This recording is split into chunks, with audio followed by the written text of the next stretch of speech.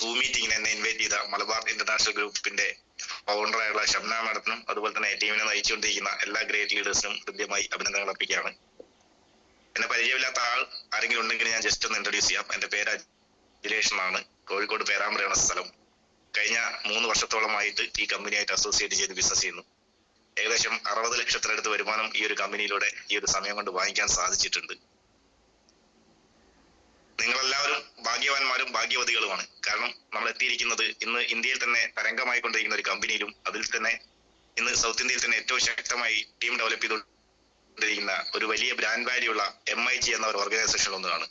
അപ്പോ ഈ ഒരു ഓർഗനൈസേഷനിൽ എത്തി കാര്യങ്ങളൊക്കെ നിങ്ങൾ മനസ്സിലാക്കുന്നുണ്ട്. പക്ഷെ എത്തി എന്ന ഒരൊറ്റ കാരണം കൊണ്ട് നമ്മൾ ഇതിൽ വിജയിക്കില്ല. നമ്മൾ വിജയിക്കണമെങ്കിൽ കണ്ടിന്യൂസ് ആൻഡ് കൺസിസ്റ്റന്റ് എഫേർട്ടാണ് നമുക്ക് ആവശ്യമുള്ളത്. എന്തായാലും എല്ലാവരും വളരെ സീരിയസ് ആയിട്ട് ബിസിനസ് പ്രൊമോട്ട് ചെയ്യുന്നതാണെന്ന് മനസ്സിലായി. കാരണം ഇന്ന് ഇങ്ങനെ ഒരു സാഹചര്യത്തിൽ, പുറത്ത് മഴയൊക്കെ പെയ്യുന്ന സാഹചര്യത്തിൽ പോലും നമ്മൾ ഈ ഒരു സൂം മീറ്റിംഗിന്റെ പ്രാധാന്യം മനസ്സിലാക്കി വിജയിക്കാനുള്ള ആ ഒരു ത്വരയോടുകൂടി എന്താക്കിയിട്ടുണ്ട്. ഒരു പറ്റ ആളുകൾ ഇന്ന് ഈ ഗ്രൂപ്പിൽ എത്തിയിട്ടുണ്ട്. കുറച്ച് ആളുകൾ ഇപ്പം വന്നുകൊണ്ടിരിക്കുകയാണ്. എന്തായാലും എല്ലാവരെയും ആദ്യമായിട്ട് ഈ ഒരു പ്രോഗ്രാമിലേക്ക് ഞാൻ വെൽക്കം ചെയ്യുകയാണ്. പോസ്റ്റാക്കി ഉണ്ടല്ലോ അല്ലെ? ഓക്കെ. നമ്മൾ ഇന്ന് സംസാരിക്കാൻ പോകുന്ന ഒരു ടോപ്പിക് എന്ന് പറയുന്നത് ഈ ഒരു ബിസിനസ്സിൽ ഏറ്റവും നിർണായകമായ ഒരു കാര്യമാണ് സെയിൽസ് ക്ലോസിംഗ്. അപ്പോ എങ്ങനെ നമുക്ക് സെയിൽസ് ക്ലോസ് ചെയ്യാം, എന്തൊക്കെ കാര്യങ്ങൾ നമ്മൾ അവിടെ ശ്രദ്ധിക്കണം എന്നുള്ള കുറച്ച് പ്രധാനപ്പെട്ട പോയിന്റുകളാണ് ഞാൻ നിങ്ങളോട് പറയാൻ ആഗ്രഹിക്കുന്നത്. ഇതൊന്നും ഞാൻ ഉണ്ടാക്കിയ കാര്യങ്ങളല്ല. ഈ ഒരു സിസ്റ്റത്തിൽ വന്നതിന് ശേഷം ഞാൻ പഠിച്ച് മനസ്സിലാക്കി ഞങ്ങൾ പ്രാവർത്തികമാക്കിയ കുറച്ച് കാര്യങ്ങളാണ് ഞാൻ നിങ്ങളുമായിട്ട് സംസാരിക്കാൻ ആഗ്രഹിക്കുന്നത്. പറ്റുമെങ്കിൽ എന്താക്കുക, ഒരു പെന്നും ബുക്കും എടുത്ത് കയ്യിൽ വെക്കുന്നത് വളരെ നല്ലതാണ്. കാരണം നമുക്ക് കിട്ടുന്ന അറിവുകൾ, നമ്മൾ ഈ ഒരു ബിസിനസ്സിൽ ഏറ്റവും പ്രധാനപ്പെട്ട കാര്യം എന്ന് പറയുന്നത് നമ്മളെ നോളജാണ്. എവിടെ നിന്നൊക്കെ നമുക്ക് നോളജ് കിട്ടുന്നുണ്ടോ അതൊക്കെ നമ്മൾ എന്താക്കുക, ശേഖരിച്ച് വെക്കുക. ഞാൻ എപ്പോഴും പറയുന്ന ഒരു കാര്യമാണ്, നമ്മൾ ഈ ചെറുപ്പത്തിൽ നമ്മൾ ചെയ്തുകൊണ്ടിരിക്കുന്ന ഒരു കാര്യമാണ് നമ്മളൊരു തൂത്തി അല്ലെ, ചെറിയ കൊടുക്കാന്നൊക്കെ പറയും. നമ്മൾ എന്താക്കും, കയ്യിലുള്ള ചില്ലറ ബാലൻസുകൾ എന്താക്കും, ഈ തൂത്തിയിൽ ഇട്ടുകൊണ്ടിരിക്കും. പക്ഷെ കുറച്ചു കാലം കഴിയുമ്പോൾ എന്താക്കും, നമ്മളെ ഈ ഇട്ടിട്ട് നിറഞ്ഞ് വലിയൊരു സംഖ്യയായിട്ട് മാറും. അതുപോലെ തന്നെ നമുക്ക് പ്രോഗ്രാമുകളിലൂടെ കിട്ടുന്ന അറിവുകൾ നമ്മൾ എന്താക്കുക, നോട്ട് ചെയ്ത് വെക്കുക. കുറച്ചു കാലം കഴിയുമ്പോൾ ഈ നോളജുകൾ വെച്ച് നമുക്ക് എന്താക്കാൻ പറ്റും, നമുക്ക് നല്ലൊരു ടീമിനെ വാർത്തെടുക്കാനും അവർക്ക് കൃത്യമായിട്ട് ട്രെയിനിങ് കൊടുക്കാനും നമുക്ക് സാധിക്കും. അതുകൊണ്ട് ഈ ഡെയിലി നടക്കുന്ന സൂം മീറ്റിങ്ങുകൾ, നിങ്ങളുടെ ടീമിൽ വന്ന് ഓരോ ലീഡേഴ്സ്, നിങ്ങളെ ഗ്രേറ്റ് ലീഡേഴ്സ്, MIGന്റെ ലീഡേഴ്സും അതുപോലെ തന്നെ SITന്റെ ലീഡേഴ്സും വന്ന് നിങ്ങൾക്ക് തരുന്ന അറിവുകൾ കൃത്യമായിട്ട് എന്താക്കുക, ഒരു പെന്നും ബുക്കും എടുത്തിട്ട് നോട്ട് ചെയ്ത് വെക്കാനും കൂടി എല്ലാവരും ശ്രദ്ധിക്കണം എന്നാണ് എനിക്ക് ആദ്യമായിട്ട് നിങ്ങളോട് പറയാനുള്ളത്. അപ്പോ നമുക്ക് സ്റ്റാർട്ട് ചെയ്യാന്ന് വിചാരിക്കുന്നു അല്ലേ? Yes, okay. ഈ സെയിൽസിൽ വളരെ ഇമ്പോർട്ടന്റ് ആണ് സെലക്ഷൻ എന്ന് പറയുന്ന ഒരു കാര്യം. പലപ്പോഴും നമുക്ക് സെയിൽസിൽ പറ്റുന്ന ഒരു കാര്യം വെച്ചാൽ സെലക്ഷൻ തെറ്റിപ്പോകുന്നതാണ് പലപ്പോഴും നമുക്ക് എന്താകുന്നത്, സെയിൽസ് ഫെയിൽ ആകേണ്ട ഒരു കാരണം. അതായത് നമ്മളെ കപ്പാസിറ്റിയുള്ള ആളുകളെ കണ്ടെത്തി ഈ ബിസിനസ്സിൽ കൊണ്ടുവന്ന് നമുക്ക് ഡെവലപ്പ് ചെയ്യാം. അങ്ങനെ ചെയ്യുകയാണെങ്കിൽ നമുക്ക് പെട്ടെന്ന് ഉണ്ടാക്കാൻ പറ്റും, വലിയൊരു ടീമിനെ ഡെവലപ്പ് ചെയ്യാൻ സാധിക്കും. പലപ്പോഴും നമ്മൾ ആരെങ്കിലുമൊക്കെ ഈ ബിസിനസ്സിലേക്ക് കൊണ്ടുവരും. നമുക്ക് പെട്ടെന്ന് കിട്ടുന്ന ആളുകളെ കൊണ്ടുവന്ന് ടീം ഡെവലപ്പ് ചെയ്യാൻ ശ്രദ്ധിക്കുന്നതാണ് കുറെ ആളുകൾക്ക് ഈ ഒരു ബിസിനസ്സിലുള്ള പരാജയ കാരണം. സാധ്യതയുള്ള ഏറ്റെടുക്കാൻ പറ്റിയ ആളുകളാണെങ്കിൽ നമുക്ക് എന്താക്കാൻ പറ്റും. ഞാൻ എപ്പോഴും പറയുന്ന ഒരു ഉദാഹരണമുണ്ട്. നമ്മളൊരു കാട്ടിലൊക്കെ പോയിട്ട് ചെറിയ ഉപ്പൂത്തിയൊക്കെ ആണെങ്കിൽ നമുക്ക് എന്താക്കാൻ പറ്റും, ഒരു വാക്കത്തി കൊണ്ട് നമുക്ക് എന്താക്കാൻ മുറിച്ചു കൊണ്ടുവരാൻ പറ്റും. പക്ഷെ അത് നമുക്ക് കത്തിക്കാനേ പറ്റും. പക്ഷെ നല്ല ഈട്ടി, ബലമുള്ള ഈട്ടി, തേക്ക് പോലത്തെ വലിയ മരങ്ങളാണെങ്കിൽ നമ്മൾ എന്താക്കും, നല്ല വാള്, നല്ല കയറ്, അതുപോലെ തന്നെ പിടിക്കാൻ 4-5 ആൾക്കാരെ കൊണ്ടുപോയി നമ്മൾ എന്താക്കും, മുറിക്കും. അങ്ങനെ മുറിച്ചു കഴിഞ്ഞാൽ അത് വീട്ടിൽ കൊണ്ടുവരികയാണെങ്കിൽ ഒരു വീട്ടിനുള്ള സാധനം അതിലുണ്ടാവും. നമുക്ക് വേണ്ട ജനാല, കട്ടിൽ, വാതിൽ, എല്ലാ സാധനവും അതിൽ നമുക്ക് ഉണ്ടാക്കാൻ സാധിക്കും. അതുപോലെ തന്നെയാണ് നിങ്ങളെ കൂടെ വരുന്ന വ്യക്തികൾ നല്ല കപ്പാസിറ്റി ഉള്ള വ്യക്തിയാണെങ്കിൽ അത് അധികം വേണ്ട, 1-2 ആൾക്കാർ നമ്മളെ 2 ഓർഗനൈസേഷനിൽ വന്നാൽ മതി. ഫോർ എക്സാമ്പിൾ, ഇപ്പോ സെബാസ്റ്റ്യൻ സാർ ഷംന മാഡത്തിനെ കൊണ്ടുവന്നു അല്ലെ? മലബാറിൽ ഒരു ഷംന മാഡം വന്നതിന് ശേഷം വലിയൊരു ഓർഗനൈസേഷൻ അവിടെ ഉണ്ടായി. അതുപോലെ തന്നെ റാഫി സാർ എന്നെ ഈ ഒരു ബിസിനസ്സിലേക്ക് പരിചയപ്പെടുത്തി. ഞാൻ വന്നതിന് ശേഷം VIT എന്നുള്ള വലിയൊരു ഓർഗനൈസേഷൻ ഇവിടെ ഉണ്ടായി. ഇതുപോലെ കപ്പാസിറ്റി ഉള്ള ആളുകളാണ് നിങ്ങളുടെ കൂടെ വരുന്നതെങ്കിൽ, ഇപ്പൊ റാഫി സാർ പോലെ, JP സാർ പോലെ, RK സാർ പോലെ, സേവർ സാർ പോലെ കപ്പാസിറ്റി ഉള്ള ആളുകൾ നിങ്ങളുടെ കൂടെ വരികയാണെങ്കിൽ എന്താക്കാൻ പറ്റും, ചെറിയ സമയം കൊണ്ട് വലിയൊരു ഓർഗനൈസേഷൻ ക്രിയേറ്റ് ചെയ്യാൻ നിങ്ങൾക്ക് സാധിക്കും. അപ്പോ കപ്പാസിറ്റി ഉള്ള ആളുകളെ കൊണ്ടുവന്ന് എങ്ങനെ ഡെവലപ്പ് ചെയ്യാം എന്നുള്ള കാര്യങ്ങളാണ് എനിക്കിന്ന് നിങ്ങളോട് സംസാരിക്കാനുള്ളത്. പ്രധാനമായിട്ടും സെയിൽസിൽ 2 രീതിയിലുള്ള ആളുകളോടാണ് നമ്മൾ ഈ ബിസിനസ് പറയുന്നത്. ഒന്ന്, നമുക്ക് നേരിട്ട് പരിചയമുള്ള ആളുകളോട്, അതായത് ഒന്നുകിൽ നമ്മുടെ ബന്ധുക്കൾ, അല്ലെങ്കിൽ നമ്മുടെ സുഹൃത്തുക്കൾ, അല്ലെങ്കിൽ നമുക്ക് പരിചയമുള്ള ആളുകൾ. 2, നമുക്ക് പരിചയമില്ലാത്ത ആൾക്കാർ, അതായത് നമ്മളെ കൂടെ സ്റ്റാർട്ട് ചെയ്ത വ്യക്തികളെ കൂടെ വന്ന ആൾക്കാർ, അവരെ ബന്ധുക്കൾ, അവരെ സുഹൃത്തുക്കൾ. ഈ 2 സാഹചര്യങ്ങളാണ് നമ്മൾ എന്താക്കുന്നത്, ബിസിനസ് പറയാൻ പോകാറുള്ളത്. റൈറ്റ്? ശരിയല്ലേ? ഓക്കെ. രണ്ട് കാരണങ്ങൾ കൊണ്ടാണ് നമുക്ക് സെയില് പരാജയപ്പെടുന്നത്. രണ്ട് കാര്യങ്ങൾ. അതിൽ ഒന്ന് എന്ന് പറയുന്നത് ഫിയർ ഓഫ് റിജക്ഷൻ ആണ്. അതായത് പുതിയ ആളുകൾ എപ്പോഴും ചിന്തിക്കുന്ന ഒരു കാര്യമാണ്, ഞാൻ ഈ ബിസിനസ് എന്റെ ഏറ്റവും വേണ്ടപ്പെട്ട ഒരു സുഹൃത്തിനോട് അല്ലെങ്കിൽ ഒരു ബന്ധുവിനോട് അല്ലെങ്കിൽ എന്റെ മാമനോട് മാമിയോട് ഞാൻ ഇവരോട് പറഞ്ഞാൽ ഇവര് ഇത് റിജക്ട് ചെയ്താലോ എന്നുള്ള ഒരു പേടി.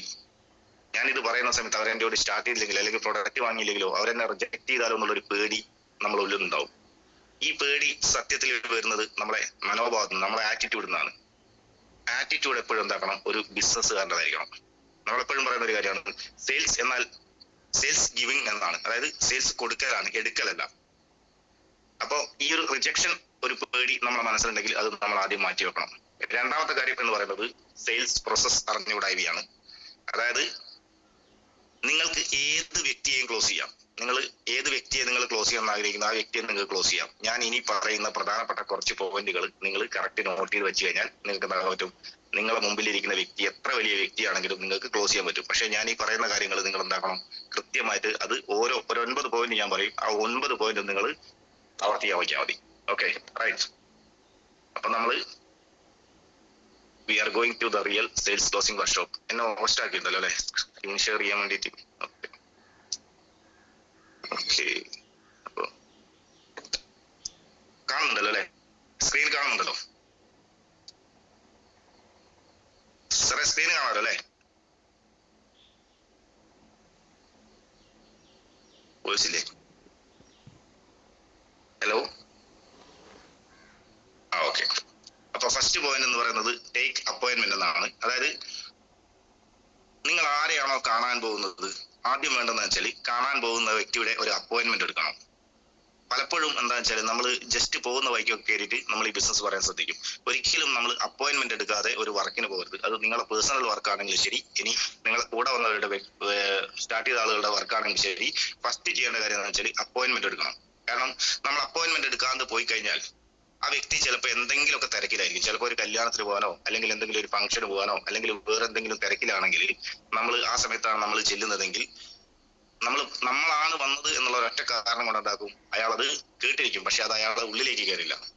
എന്ന് വെച്ചാൽ ഒറ്റ വാക്ക് പറയുകയാണെങ്കിൽ നമ്മൾ ഒരു അടച്ചു വെച്ച പാത്രത്തിന്റെ അകത്ത് വെള്ളം ഒഴിക്കുന്നിട്ടുണ്ടാവും.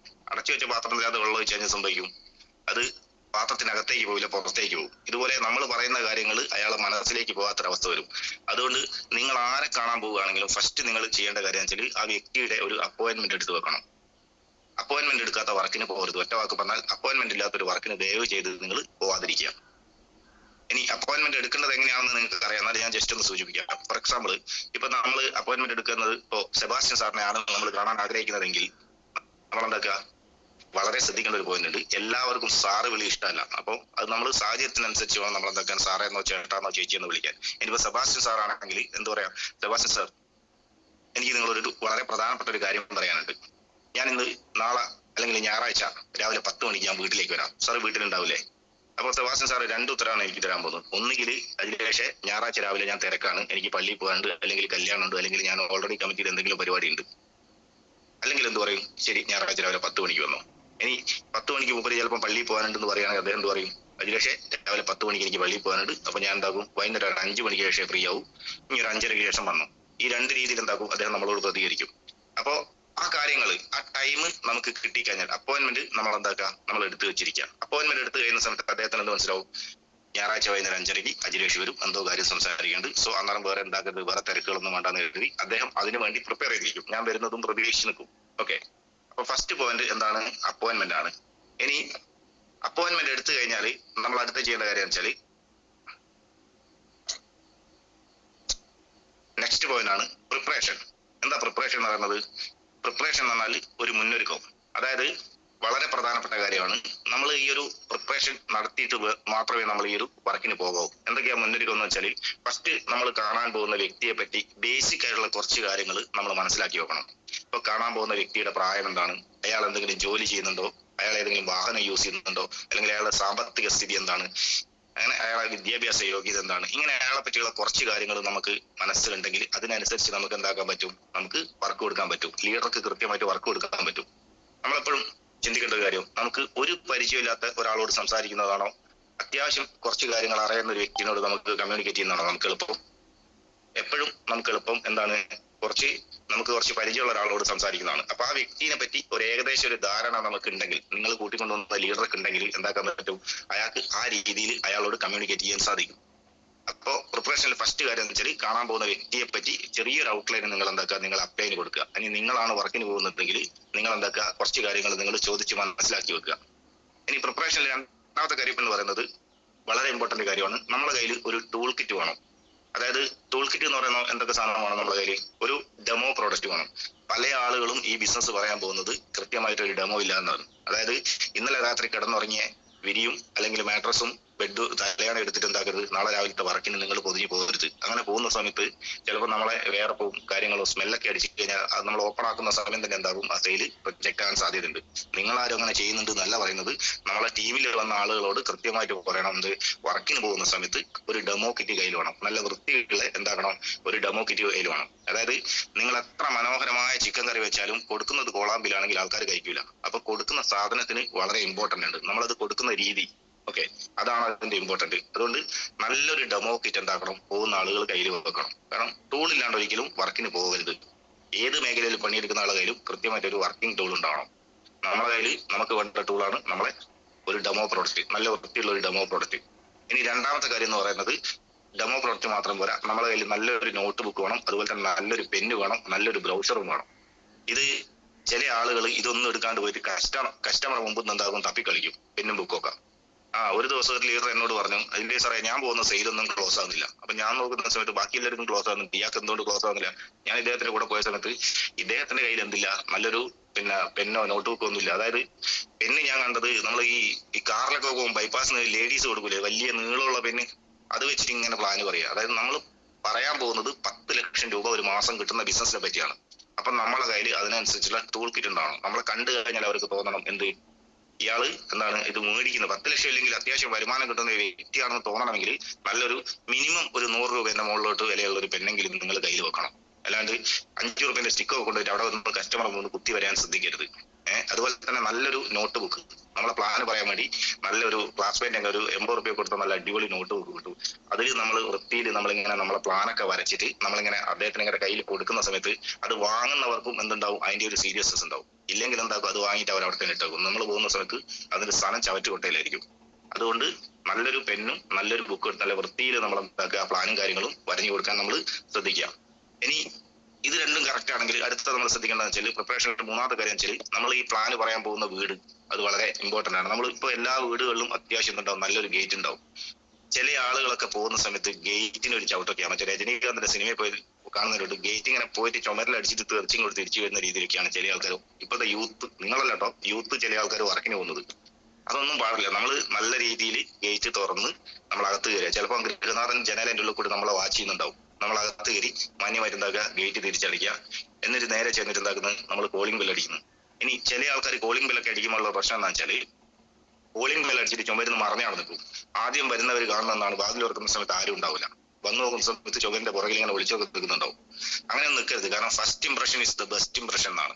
നമ്മളെ കാഴ്ചയിൽ തന്നെ അവർക്ക് നമ്മൾ ഇഷ്ടപ്പെടണം. നല്ല വസ്ത്രമൊക്കെ ധരിച്ച് നമ്മൾ അവർ വാതിൽ തുറന്നു വരുന്ന സമയത്ത് നമ്മൾ നല്ല രീതിയിൽ ഒരു ചിരിയൊക്കെ ചിരിച്ചാണ് നിൽക്കുന്നതിന് തന്നെ ഫസ്റ്റ് തന്നെ അവർക്ക് നമ്മൾ ഇഷ്ടപ്പെടും. കാരണം ഈ ബിസിനസ് ഇഷ്ടപ്പെട്ടുകൊണ്ട് കാര്യമില്ല, അവർക്ക് നമ്മളെ കൂടി ഇഷ്ടപ്പെടണം. സെയിൽ ക്ലോസ് ആണെങ്കിൽ ആ വ്യക്തിക്ക് നമ്മളെ കൂടി ഇഷ്ടപ്പെടണം. ഞാൻ എന്തിനാ ഇത് റിപ്പീറ്റ് ചെയ്ത് ഇത്രയും കാര്യങ്ങൾ പറഞ്ഞതെന്ന് വെച്ചാൽ, പ്രിപ്പറേഷൻ ഇത്രയും കാര്യം പറഞ്ഞതെന്ന് വെച്ചാൽ, നമ്മൾ ചെറിയ ചെറിയ മിസ്റ്റേക്കുകളാണ് പലപ്പോഴും നമുക്ക് സെയിൽ നശിപ്പിക്കുന്നത്. നമ്മളല്ല, നമ്മളെ കൂടെ വന്ന ആൾക്കാർ ഇങ്ങനെ ചെയ്താലും നമുക്ക് എന്താക്കും, ആ സെയിൽ നഷ്ടപ്പെടും. ഓക്കെ, കാരണം വെച്ചാൽ വലിയ കാടുകളിലൂടെ നമ്മൾ യാത്ര ചെയ്യുന്ന സമയത്ത് വലിയ മരങ്ങൾ തട്ടി നമ്മൾ വീഴാറില്ല. ചെറിയ ചെറിയ കുറ്റിയിലും ചെറിയ വേരിലും തട്ടി മാത്രമാണ് നമ്മൾ വീഴാറുള്ളത്. റൈറ്റ് അല്ലേ? അപ്പൊ അതുപോലെ തന്നെയാണ് നമ്മൾ ഇതിൽ ചെയ്യുന്ന ചെറിയ മിസ്റ്റേക്കുകളാണ് എന്താക്കുന്നത് പലപ്പോഴും നമുക്ക് സെയിൽ നഷ്ടപ്പെടാനുള്ള കാരണം. അപ്പൊ ഇത് എന്താക്കുക, ഈ കാര്യങ്ങളിലൊക്കെ നമ്മൾ കറക്റ്റ് എന്താക്കണം, ശ്രദ്ധിക്കണം. കാരണം ഒരു സെയിൽ പോയാൽ അല്ലെ, നമ്മളെ ഒരു വ്യക്തി നമ്മളെ അല്ലെങ്കിൽ നമ്മളൊരു വ്യക്തിനെ വിളിച്ചിട്ട് കൊണ്ടുവന്നതിന് വേണ്ടിയിട്ട് ഈ വ്യക്തി വന്നാൽ ഈ സെയിൽ ക്ലോസ് ആവും, എനിക്കൊരു വരുമാനം കിട്ടും എന്ന രീതിയിലാണ് ഓരോ വ്യക്തിയും ഓരോ ലീഡറെയും സമീപിക്കുന്നത്. അപ്പൊ അതിന്റെ ഒരു ധാർമ്മികത എന്താക്കണം, നമ്മൾ കാണിക്കണം. നമ്മളൊരു മിസ്റ്റേക്ക് കൊണ്ട് ഒരു സെയിൽ ഒരിക്കലും നഷ്ടപ്പെടാൻ പാടില്ല. Because you are a leader, right? Okay, അപ്പൊ രണ്ടാമത്തെ പോയിന്റ് ഞാൻ പറഞ്ഞു പ്രിപ്പറേഷൻ എന്നാണ്. ഇനി അടുത്തൊരു പോയിന്റ്, മൂന്നാമത്തെ പോയിന്റ് എന്ന് പറയുന്നത് ഇൻട്രൊഡക്ഷൻ. ഇതിലെ വളരെ ഇമ്പോർട്ടന്റ് ഒരു കാര്യമാണ് ഇൻട്രൊഡക്ഷൻ, അതായത് എങ്ങനെയാണ് ഇൻട്രൊഡക്ഷൻ എനിക്ക് കൊടുക്കേണ്ടത്. അതായത് ഇപ്പൊ ഫോർ എക്സാമ്പിൾ ഞാൻ നേരത്തെ സൂചിപ്പിച്ചു, നമ്മൾ കാണാൻ പോകുന്നത് സെബാസ്റ്റ്യൻ സാറെയാണ്. ഓക്കെ, നിങ്ങളാണ് സെബാസ്റ്റ്യൻ സാറിന്റെ ഫ്രണ്ട്. നിങ്ങൾ അപ്പോയിന്റ്മെന്റ് എടുത്ത് നിങ്ങൾ എന്നെ കൂട്ടിയിട്ട് എന്താക്കാണ് സെബാസ്റ്റ്യൻ സാറിന്റെ അടുത്തേക്ക് പോവുകയാണ്. അപ്പോ നേരത്തെ നമ്മൾ സൂചിപ്പിക്കുന്നോട് സെബാസ്റ്റ്യൻ സാർ എന്താക്കി, വാതിൽ തുറന്ന് പുറത്തേക്ക് വന്നു. പുറത്ത് വരുന്ന സമയത്ത് ആദ്യം നിങ്ങളെ കണ്ടു, കൂട്ടത്തിൽ എന്നെയും കണ്ടു. എന്നെ കാണുന്ന സമയത്ത് സെബാസ്റ്റ്യൻ സാറിന്റെ മനസ്സിൽ 2 ചോദ്യങ്ങൾ ഉണ്ടാവും. ഒന്ന്, ഇയാൾ ആരാണ്? 2, ഇയാൾ എന്തിനു വന്നു? കാരണം നിങ്ങളെ പരിചയമുണ്ട്, എന്നെ പരിചയമില്ല. അപ്പൊ നിങ്ങൾ കൃത്യമായിട്ട് എന്നെ എന്താക്കണം, അദ്ദേഹത്തിന് ഒന്ന് പരിചയപ്പെടുത്തണം. സെബാസ്റ്റ്യൻ സാറേ, ഞാൻ വന്നത് എനിക്ക് വളരെ പ്രധാനപ്പെട്ട ഒരു കാര്യം നിങ്ങളോട് പറയേണ്ടത് പറഞ്ഞല്ലോ. ഇന്ന് ഒരുപാട് ആളുകളുടെ ജീവിതത്തിൽ മാറ്റം വരുത്തിയ ഒരു അവസരം നിങ്ങളോട് ഷെയർ ചെയ്യാൻ വേണ്ടിയിട്ടാണ്, നിങ്ങളുടെ അഭിപ്രായം സ്വീകരിക്കാൻ വേണ്ടിയിട്ടാണ് ഞാൻ വന്നത്. എന്നിട്ട് എന്നെ പരിചയപ്പെടുത്തുക. ഇത് അജിലേഷ് ആണ്. അദ്ദേഹം കോഴിക്കോട് പേരാമ്പ്രയാണ് സ്ഥലം. ഞാനിപ്പോ പ്രവർത്തിക്കുന്ന ഈ ഒരു മേഖലയിൽ ഒരു 30 വർഷം 3 മാസത്തെ ഒരു എക്സ്പീരിയൻസ്, 3 വർഷത്തെ ഒരു എക്സ്പീരിയൻസ് ഉള്ള ഒരു വ്യക്തിയാണ്. ഈ ഒരു മേഖലയിലൂടെ ഈ ഒരു 3 മാസം കൊണ്ട് അല്ലെങ്കിൽ 3 വർഷം കൊണ്ട് ഇത്ര രൂപ വരുമാനം മേടിച്ചൊരു വ്യക്തിയാണ് ഇദ്ദേഹം. ഒരു 60 ലക്ഷം രൂപ വരുമാനം മേടിച്ചൊരു വ്യക്തിയാണ് ഇദ്ദേഹം എന്ന് പറയുന്ന സമയത്ത് സെബാസ്റ്റ്യൻ സാറെ മനസ്സിലുള്ള ആദ്യത്തെ ചോദ്യത്തിന് ഉത്തരം കിട്ടി. എന്താണ്? ഇവൻ അജിലേഷ് ആണ്, ഇവൻ കോഴിക്കോടാണ് സ്ഥലം, ഇവൻ എന്തോ ഒരു കാര്യം എന്നോട് പറയാൻ വന്നു. രണ്ടാമത്തെ കാര്യം എന്താണ്? ഞാൻ പറയുമ്പോൾ അദ്ദേഹത്തിന് മനസ്സിലായിക്കോളും. ഓക്കെ, അപ്പൊ അദ്ദേഹം മാന്യമായിട്ട് എന്താക്കും, അദ്ദേഹം ഒരു മാന്യനായതുകൊണ്ട് അദ്ദേഹം എന്താ പറയും, അകത്തേക്ക് കയറിയിരിക്കും. ശരി, വരൂ അകത്തേക്ക് ഇരിക്കാന്ന് പറഞ്ഞ് എന്താക്കും, നമ്മളെ അകത്തേക്ക് ഇരുത്തും. ക്ലിയർ? അപ്പൊ ഞാനും നിങ്ങളും കൂടി എന്താക്കി, നമ്മൾ നേരെ സെബാസ്റ്റ്യൻ സാർ അകത്തേക്ക് കയറിയിട്ട് അദ്ദേഹത്തിന്റെ ഡൈനിങ് ഹാളിൽ നമ്മൾ ഇരിക്കുകയാണ്. അപ്പോ നിങ്ങൾ എന്നെ എന്താക്കി, മാന്യമായിട്ട് പരിചയപ്പെടുത്തിക്കൊണ്ട് തന്നെ ഞാൻ എന്തോ ഒരു പ്രധാനപ്പെട്ട ഒരു വ്യക്തിയാണെന്നുള്ള ഒരു തോന്നൽ അദ്ദേഹത്തിനുണ്ടാവും. ഞാൻ എന്തോ പറയാൻ വന്നത് ഒരു വളരെ പ്രധാനപ്പെട്ട ഒരു പോയിന്റ് ആണെന്നുള്ള ഒരു ചിന്ത അയാൾക്ക് വന്നിട്ടുണ്ട്. പക്ഷേ ശ്രദ്ധിക്കേണ്ട കാര്യം വെച്ചാൽ നമ്മൾ ചാടിയ കയറി പ്ലാൻ പറയരുത്. അവിടെയാണ് നമ്മൾ 4ാമത്തെ പോയിന്റ് ശ്രദ്ധിക്കേണ്ടത്, റിലേഷൻഷിപ്പ് ബിൽഡിംഗ്. അതായത് സെബാസ്റ്റ്യൻ സാറും ഞാൻ തമ്മിൽ ഒരു ബന്ധവുമില്ല. അപ്പൊ സെബാസ്റ്റ്യൻ സാർ എന്തുണ്ടാവും, ആ ഒരു അകൽച്ച അദ്ദേഹത്തിന് എന്നോട് ഉണ്ടാവും. എന്താണ് ഞാൻ പറയാൻ പോകുന്നത്? അപ്പോ ഞാൻ അത് പറയുന്നതിന് മുമ്പ് ഞാൻ ആദ്യം സെബാസ്റ്റ്യൻ സാറായിട്ട് എന്ത് വേണം, നല്ലൊരു റിലേഷൻഷിപ്പ് ബിൽഡ് ചെയ്യണം. അതായത് നല്ല റിലേഷൻഷിപ്പ് ബിൽഡ് ചെയ്യാന്നാല് ഫോർ എക്സാമ്പിൾ ഇപ്പോ അദ്ദേഹം എന്താക്കുന്നുണ്ട്, എന്നെ ഇങ്ങനെ നോക്കുന്നുണ്ട്. അപ്പൊ ഞാൻ അദ്ദേഹത്തിന്റെ എന്താണ് ഞാൻ പറയാൻ പോകുന്നത് ചിലപ്പോൾ അദ്ദേഹം നോക്കുന്നുണ്ടാവും, ചിലപ്പോൾ അയാൾക്ക് വലിയ താല്പര്യം ഉണ്ടാവില്ല, ചിലപ്പോൾ എന്തെങ്കിലും ഒരു ഇതുണ്ടാവും. അപ്പൊ ഞാൻ അദ്ദേഹമായിട്ട് സംസാരിച്ചിട്ട് ആദ്യം എന്താണോ, അദ്ദേഹത്തിന്റെ മൈൻഡ് ഓപ്പൺ ആക്കാൻ എനിക്ക് പറ്റണം. എങ്ങനെ മൈൻഡ് ഓപ്പൺ ആക്കുക? അദ്ദേഹത്തിന് ഇഷ്ടമുള്ള ഒരു വിഷയത്തെ പറ്റി സംസാരിക്കുക. ഫോർ എക്സാമ്പിൾ ഇപ്പൊ നമ്മൾ എന്താക്കാണ്, അദ്ദേഹത്തിന്റെ വീട്ടിൽ ചെല്ലുന്ന സമയത്ത് ചിലപ്പോൾ എന്തായിരിക്കും, നല്ല വീടായിരിക്കും. നല്ല വീടാണ്, ഓക്കെ, ഓൾറെഡി നല്ല വീടാണ്. അപ്പൊ എന്താക്കുക, വീടിനെ പറ്റി നല്ല അഭിപ്രായം പറയാം. സാറേ നല്ല വീടാണല്ലോ, ഇത് നിങ്ങളുടെ പ്ലാനാണ്. അപ്പൊ അദ്ദേഹം എന്താ പറയും, ഒന്നും ഇഷ്ടപ്പെടും അല്ലെ? നമുക്ക് ഇഷ്ടപ്പെട്ട ഒരു കാര്യത്തിനെ പറ്റി ചോദിച്ചു കഴിഞ്ഞാൽ ആളുകളൊന്നും സംസാരിക്കാൻ കുറച്ച് ടെൻഡൻസി കാണിക്കും. അതെ. അപ്പൊ സാറിന്റെ പ്ലാൻ ആണോ, അല്ലെങ്കിൽ നല്ല ചുമരുമില്ല നല്ല ചിത്രം, അല്ലെങ്കിൽ നല്ല പെയിന്റ്, അങ്ങനെ എന്തെങ്കിലും ഒരു നല്ല കാര്യത്തിനെ പറ്റി പറയാം. അയാൾക്ക് ഇഷ്ടപ്പെട്ട വിഷയത്തെ പറ്റി അയാളെ കൊണ്ട് സംസാരിപ്പിക്കണം, നമ്മൾ കയറി സംസാരിക്കലല്ല. ഇഷ്ടപ്പെട്ട വിഷയം എന്ന് പറയുമ്പോൾ വളരെ ശ്രദ്ധിക്കേണ്ട മറ്റൊരു പോയിന്റ് ഉണ്ട്. നമ്മൾ രാഷ്ട്രീയം എല്ലാവർക്കും ഇഷ്ടമാണ്, പക്ഷെ ദയവ് ചെയ്ത് വീട്ടിൽ കയറിയിട്ട് രാഷ്ട്രീയം പറയരുത്. ഒരു അനുഭവം ഉണ്ടായിട്ടുണ്ട്. മുൻപ് ഒരു ലീഡർ എന്താക്കി, ഇതുപോലെ ഒരു സെയിൽസ് ക്ലോസിംഗ് വർക്ക്ഷോപ്പിൽ പറഞ്ഞു, നമ്മൾ കസ്റ്റമറെ വീട്ടിൽ പോയാൽ എന്താക്കണം, കസ്റ്റമർക്ക് ഇഷ്ടമുള്ള വിഷയത്തിനെ പറ്റി സംസാരിക്കണം എന്ന് പറഞ്ഞു. ഈ പോയ വ്യക്തി നല്ലൊരു BJP കാരനായിരുന്നു. പോയത് ചൊക്ലിയുള്ള കറതീർന്ന ഒരു മാർക്കിസ്റ്റാന്റെ വീട്ടിലാണ് പോയത്. അങ്ങനെ പോയ സമയത്ത് എന്താക്കി, ഇവർ ഇഷ്ടപ്പെട്ട വിഷയം സംസാരിക്കാൻ പറഞ്ഞു. രണ്ടാൾക്കും ഇഷ്ടപ്പെട്ട വിഷയം രാഷ്ട്രീയമായിരുന്നു. അവസാനം ഇവർ തമ്മിൽ എന്താക്കി, പിണറായിനെ പറ്റി പറഞ്ഞു, മോഡിനെ പറ്റി പറഞ്ഞു, തമ്മിൽ അടിയായി. അവസാനം കോടതിയിൽ നിന്ന് പോലീസ് സ്റ്റേഷനിൽ ജാമ്യത്തിലിറക്കാൻ ക്ലാസ് എടുത്ത ലീഡർ പോകേണ്ടി വന്നു എന്നാണ് ചരിത്രം. അതുകൊണ്ട് ദയവ് ചെയ്ത് നമ്മൾ എന്താക്കരുത്, രാഷ്ട്രീയം പറയരുത്. നാളെ പോയിട്ട് അജയ് സാർ എനിക്ക് ഇഷ്ടപ്പെട്ട വിഷയം എന്ന് എന്താക്കരുത്, നിങ്ങൾ പോയിട്ട് നിങ്ങളെ രാഷ്ട്രീയം പറഞ്ഞിട്ട് ആ ബന്ധം നശിപ്പിച്ച് അടി ഉണ്ടാക്കിയിട്ട് ജാമ്യത്തിലിറക്കാൻ എന്നെ വിളിക്കരുത്. അതുകൊണ്ട് ഇഷ്ടപ്പെട്ട വിഷയം എന്ന് പറയുന്നത് അയാൾക്ക് താല്പര്യമുള്ള വിഷയമായിരിക്കട്ടെ. ഇപ്പൊ സെബാസ്റ്റ്യൻ സാർ ആണെങ്കിൽ എന്താക്കാം, നമുക്ക് KSRTC ജോബിനെ പറ്റി ചോദിക്കാം. ഇനി ജോബ് അദ്ദേഹത്തിന് ഇഷ്ടമല്ലെങ്കിൽ ചിലപ്പോൾ അദ്ദേഹം അതിൽ നിന്ന് ഇതെടുത്തത് കൊണ്ട് എന്താക്കാം, വേറെ എന്തെങ്കിലുമൊക്കെ സബ്ജക്ട് എടുത്തിട്ട് അയാളെ കൊണ്ട് സംസാരിക്കാം. ഒരു 5 മിനിറ്റ് സംസാരിപ്പിക്കണം. ആ ഒരു 5 മിനിറ്റ് സംസാരിക്കുന്ന സമയത്ത് അദ്ദേഹം എന്താക്കും, അയാൾക്ക് താല്പര്യമുള്ള കുറച്ച് കാര്യങ്ങൾ നമ്മളോട് പറഞ്ഞിട്ട് അടുത്ത് അദ്ദേഹം പറയുന്ന വെച്ചാൽ, ശരി ഇനി നിങ്ങൾ വന്ന കാര്യം പറ. ആ ഒരു മൈൻഡ് ഓപ്പൺ ആക്കുക. അദ്ദേഹത്തിന്റെ ആ ഒരു മൈൻഡ് ഓപ്പൺ ആയി കഴിഞ്ഞാൽ അദ്ദേഹം എന്താക്കും, നമ്മൾ പറയുന്ന കാര്യങ്ങൾ അദ്ദേഹം കൃത്യമായിട്ട് കേട്ടിരിക്കും. ഞാൻ നേരത്തെ സൂചിപ്പിച്ചു, അടച്ചു വെച്ച പാത്രത്തിനെ മൂടി മെല്ലെ നമ്മൾ ഊരുക. അത് ആ ഒരു സംസാരത്തിലൂടെയാണ് എന്താക്കുക, അദ്ദേഹത്തിന് നമ്മളോടുള്ള പറയുന്നത് കേട്ടിരിക്കാനുള്ള ഒരു ഇത് വരിക. ഇനി അദ്ദേഹം ഇപ്പൊ എന്താക്കി, നമ്മൾ പറയുന്നത് കേൾക്കാൻ തയ്യാറായിട്ടിരിക്കുകയാണ്. അപ്പോൾ ഞാൻ എന്താണ്, അല്ലെങ്കിൽ നിങ്ങൾ കൊണ്ടുവന്ന ലീഡർ എന്താണ് പറയുന്നത് എന്നുള്ള കാര്യങ്ങൾ കേൾക്കാൻ വേണ്ടി അദ്ദേഹം ഇരിക്കുന്നുണ്ട്. ആ സമയത്താണ് നമ്മൾ ബുദ്ധിപൂർവ്വം എന്ത് ചെയ്യാന്ന് വെച്ചാൽ, ഒരു നീഡ് ക്രിയേഷൻ, അതായത് ഐഡന്റിഫൈ ദ നീഡ്.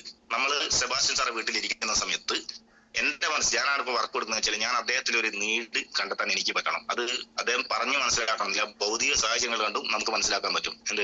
ഒന്നുകിൽ എന്താക്കും, അദ്ദേഹത്തിന്റെ വീട് പണി കഴിഞ്ഞിട്ടില്ലെങ്കിൽ അദ്ദേഹത്തിന് ഏറ്റവും വലിയ ആവശ്യം എന്തായിരിക്കും, ഈ വീടിന്റെ പണി എങ്ങനെയെങ്കിലും ഒന്ന് തീർക്കണം, ഇല്ലേ? അങ്ങനെ ഉണ്ടാവുമല്ലോ. ചില ആൾക്കാരെ ഏറ്റവും വലിയ പ്രശ്നം വെച്ചാൽ വീട് പണി പൂർത്തിയായിട്ടുണ്ടാവില്ല, അപ്പൊ വീട് പണി തീർക്കലായിരിക്കും. ചില ആൾക്കാർ ഏറ്റവും വലിയ പ്രശ്നം വെച്ചാൽ പഠിക്കുന്ന കുട്ടികളുണ്ടാവും, മക്കളെ വിദ്യാഭ്യാസത്തിന് പൈസ വേണം, അല്ലെ? അപ്പൊ ചിലപ്പോൾ ഡിഗ്രി ഒക്കെ പഠിക്കുന്ന കുട്ടികളുണ്ട്, അല്ലെങ്കിൽ ഡിഗ്രി കഴിഞ്ഞ് നിൽക്കുന്ന കുട്ടികളുണ്ട്. അടുത്ത കോഴ്സിലേക്ക് പോകാനുള്ള ഫണ്ട് ഇല്ലാത്തത് കൊണ്ട് ബുദ്ധിമുട്ട് നിൽക്കുന്ന വീടായിരിക്കും. അപ്പൊ എന്താക്കുക, അവരെ ആവശ്യം ആ ഒരു മക്കളെ വിദ്യാഭ്യാസമാണ്. ഇനി ചില വീട്ടിൽ ചെന്നാല് പിന്നെ കല്യാണം കഴിക്കാൻ പ്രായമായ മക്കളുണ്ടാവും. അപ്പോൾ ആ ഗൃഹനാഥന്റെ ഏറ്റവും വലിയ ആവശ്യം എന്താണ്? പിന്നെ ആ മക്കളെ കല്യാണം കഴിപ്പിക്കലായിരിക്കും. അല്ലെങ്കിൽ ചിലർക്ക് എന്താണെന്ന് വെച്ചാൽ സാമ്പത്തിക ബാധ്യതയായിരിക്കും. ഇനി ഇല്ലെങ്കിൽ ചില ആൾക്കാരുടെ പ്രശ്നം വെച്ചാൽ ചെയ്യുന്ന തൊഴിലിനോടുള്ള ഒരു അതൃപ്തി ഉണ്ടാവും. എന്തെങ്കിലും ഒരു മാറ്റം വേണമെന്ന് ആഗ്രഹിക്കുന്ന ആളുകളുണ്ടാവും.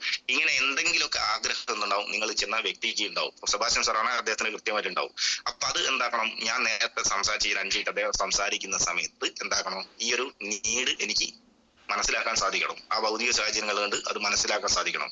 പക്ഷെ മനസ്സിലാക്കിയാലും അതെന്റെ മനസ്സിൽ വെക്കുകയും ചെയ്യാവും. അന്നേരം തന്നെ എന്താക്കുന്നത്, ചാടിക്കരി പ്ലാന് പറയരുത്. അത് മനസ്സിലാക്കിയാണ് വെക്കുക. അത് നമുക്ക് ലാസ്റ്റ് നമ്മളെ ഒരു വജ്രായുധമാണ്. ഇന്ന കാര്യം ചെയ്യാൻ നിങ്ങൾക്ക് ഈ ബിസിനസ് ഉപയോഗപ്പെടുത്താമെന്ന് നമുക്ക് പറയാൻ പറ്റും. ഓക്കെ, അങ്ങനെ നമ്മൾ എന്താക്കി, അദ്ദേഹത്തുമായിട്ട് സംസാരിച്ച് അദ്ദേഹമായിട്ടുള്ള കാര്യങ്ങളൊക്കെ സംസാരിക്കുന്ന സമയത്ത് അദ്ദേഹത്തിന്റെ ഒരു നീഡ് നമുക്ക് മനസ്സിലായി.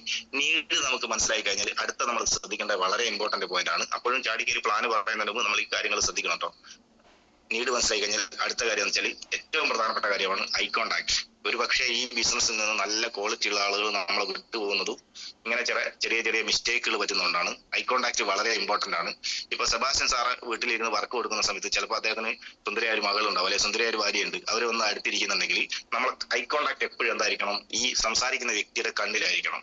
ഓക്കെ, ചില സമയത്ത് എന്താ സംഭവിക്കാന്ന് വെച്ചാൽ, ചില ഒരു മുൻ അനുഭവം പറഞ്ഞ ഒരു ലീഡർ പറഞ്ഞാണ്, ഇതുപോലെ ഒരു വീട്ടിൽ പോയിട്ട് വർക്ക് കൊടുക്കുകയാണ്. നന്നായിട്ട് വർക്ക് കൊടുത്തു. അയാൾ ക്ലോസിംഗ് സ്റ്റേജിൽ എത്തുന്ന സമയത്താണ് അയാളെ സുന്ദരിയായ ഭാര്യ അടുക്കളയിൽ പണിയെടുക്കുന്നുണ്ട്. അപ്പൊ എന്താക്കി, കൂടെ വന്ന ആളെ നോട്ടം എന്താക്കി, ജസ്റ്റ് ഒന്ന് അടുക്കളയിലേക്ക് മാറി. ആ സമയത്ത് എന്താക്കി, ആ ക്ലോസിംഗ് മെല്ലെ പോയി. കാരണം സംഭവിച്ചാൽ വെച്ചാൽ അയാൾ ചിന്തിച്ചു, ഈ പ്രൊഡക്റ്റ് ഞാൻ വാങ്ങി ഇയാളോട് ഞാൻ ബിസിനസ് സ്റ്റാർട്ട് ചെയ്ത് കഴിഞ്ഞാൽ ഇവർ നാളെ ഇവിടെ വരും. ഇവർ നാളെ ഇവിടെ വരുന്ന സമയത്ത് എനിക്ക് ഇവരെ നോക്കാനേ സമയം ഉണ്ടാവും. കാരണം ഇവന്റെ നോട്ടം ഇപ്പം എങ്ങോട്ടാണ്, ഇപ്പം തന്നെ ഇവന് നോട്ടം ശരിയല്ല. ആ രീതിയിൽ ആളുകൾ നമ്മൾ എന്താക്കും, വിലയിരുത്തും. അതുകൊണ്ട് എപ്പോഴും നമ്മൾ എന്താക്കുക, സംസാരിക്കുന്ന സമയത്ത് ഐ കോണ്ടാക്ട് മെയിൻറ്റെയിൻ ചെയ്യുക. പ്രത്യേകിച്ച് ലേഡീസിനോടാണ് നമ്മൾ സംസാരിക്കുന്നതെങ്കിൽ കഴുത്തിന് താഴോട്ട് നോക്കരുത്, കണ്ണ് തന്നെ നോക്കിയേ സംസാരിക്കാവൂ. കാരണം അവർക്ക് പെട്ടെന്ന് ഉണ്ടാക്കാൻ പറ്റും, നമ്മളെ പ്രത്യേക ഒരു കഴിവുണ്ട്, നമ്മളെ പെട്ടെന്ന് അവർക്ക് മനസ്സിലാക്കാൻ സാധിക്കും. അതുകൊണ്ട് ഐ കോണ്ടാക്ട് വളരെ ഇമ്പോർട്ടന്റ് കാര്യമാണ്. അവരെ കണ്ണിൽ നോക്കിയിട്ട് നമ്മൾ എന്താക്കുക, കാര്യങ്ങൾ സംസാരിക്കാൻ ശ്രദ്ധിക്കുക. ഓക്കെ, അത് അടുത്ത പോയിന്റ്.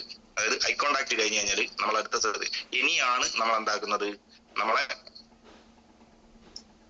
Plan presentation. 7ാമത്തെ കാര്യം. ഈ കാര്യത്തിലാണ് വളരെ ശ്രദ്ധിക്കേണ്ടത്. കാരണം ചില ആളുകൾ എന്താക്കുന്ന വെച്ചാല്, നമ്മൾ ഇപ്പോ ഇതിലിരിക്കുന്ന പല ആൾക്കാർക്കും ഇപ്പൊ മാഗ്നറ്റിക് തെറാപ്പിനെ പറ്റി ഒരു എസ്സേ എഴുതാൻ പറഞ്ഞാൽ കൃത്യമായിട്ട് A to Z കാര്യങ്ങൾ നിങ്ങൾക്ക് പറയാൻ പറ്റും, അല്ലെ? നമ്മളെ കമ്പനീനെ പറ്റിയും പ്രൊഡക്റ്റിനെ പറ്റിയൊക്കെ ഒരുപാട് തവണ നമ്മൾ BOP കാര്യങ്ങളൊക്കെ നമ്മൾ കേട്ടിട്ടുണ്ട്. ചില ആളുകൾ ചെയ്യുന്ന ഏറ്റവും വലിയ ഒരു കാര്യം എന്താ വെച്ചാൽ, നമുക്ക് അറിയാവുന്ന കാര്യങ്ങൾ മുഴുവൻ കൊണ്ടുവരുന്നതാക്കും കസ്റ്റമറോട് പറയും. ഒരിക്കലും എന്താക്കരുത്, നമ്മൾ എല്ലാ കാര്യങ്ങളും പ്ലാൻ പ്രസന്റേഷനിൽ പറയാൻ പാടില്ല. നമ്മൾ പറയേണ്ട കാര്യങ്ങൾ മാത്രം പറയാം. ഇതൊന്നും നമ്മൾ പറയേണ്ട കാര്യങ്ങളൊന്ന് ചുരുക്കി പറയാൻ നമുക്ക് പറ്റണം. ഇത് വളരെ ഇമ്പോർട്ടന്റ് കാര്യമാണ്. എന്തൊക്കെ ഞാൻ എപ്പോഴും പറയുന്ന ഒരു കാര്യമുണ്ട്, വളർന്നു വരുന്ന ചെടിക്ക് 1 കിലോ വളം ഇടരുത്. എന്ത് സംഭവിക്കും, അത് കരിഞ്ഞു പോകും. നിങ്ങൾക്ക് കിട്ടിയ മുഴുവൻ നോളജും കൊണ്ടുപോയി പ്ലാൻ പ്രസന്റേഷനിൽ നിങ്ങൾ കൊണ്ടുപോയി പറയരുത്. നമ്മൾ അവിടെ പറയേണ്ടത് 3 കാര്യങ്ങളാണ്. ഒന്ന് കമ്പനിയുടെ പ്രൊഡക്റ്റ്, ഒന്ന് പ്രൊജക്ട്, ഒന്ന് പ്ലാൻ.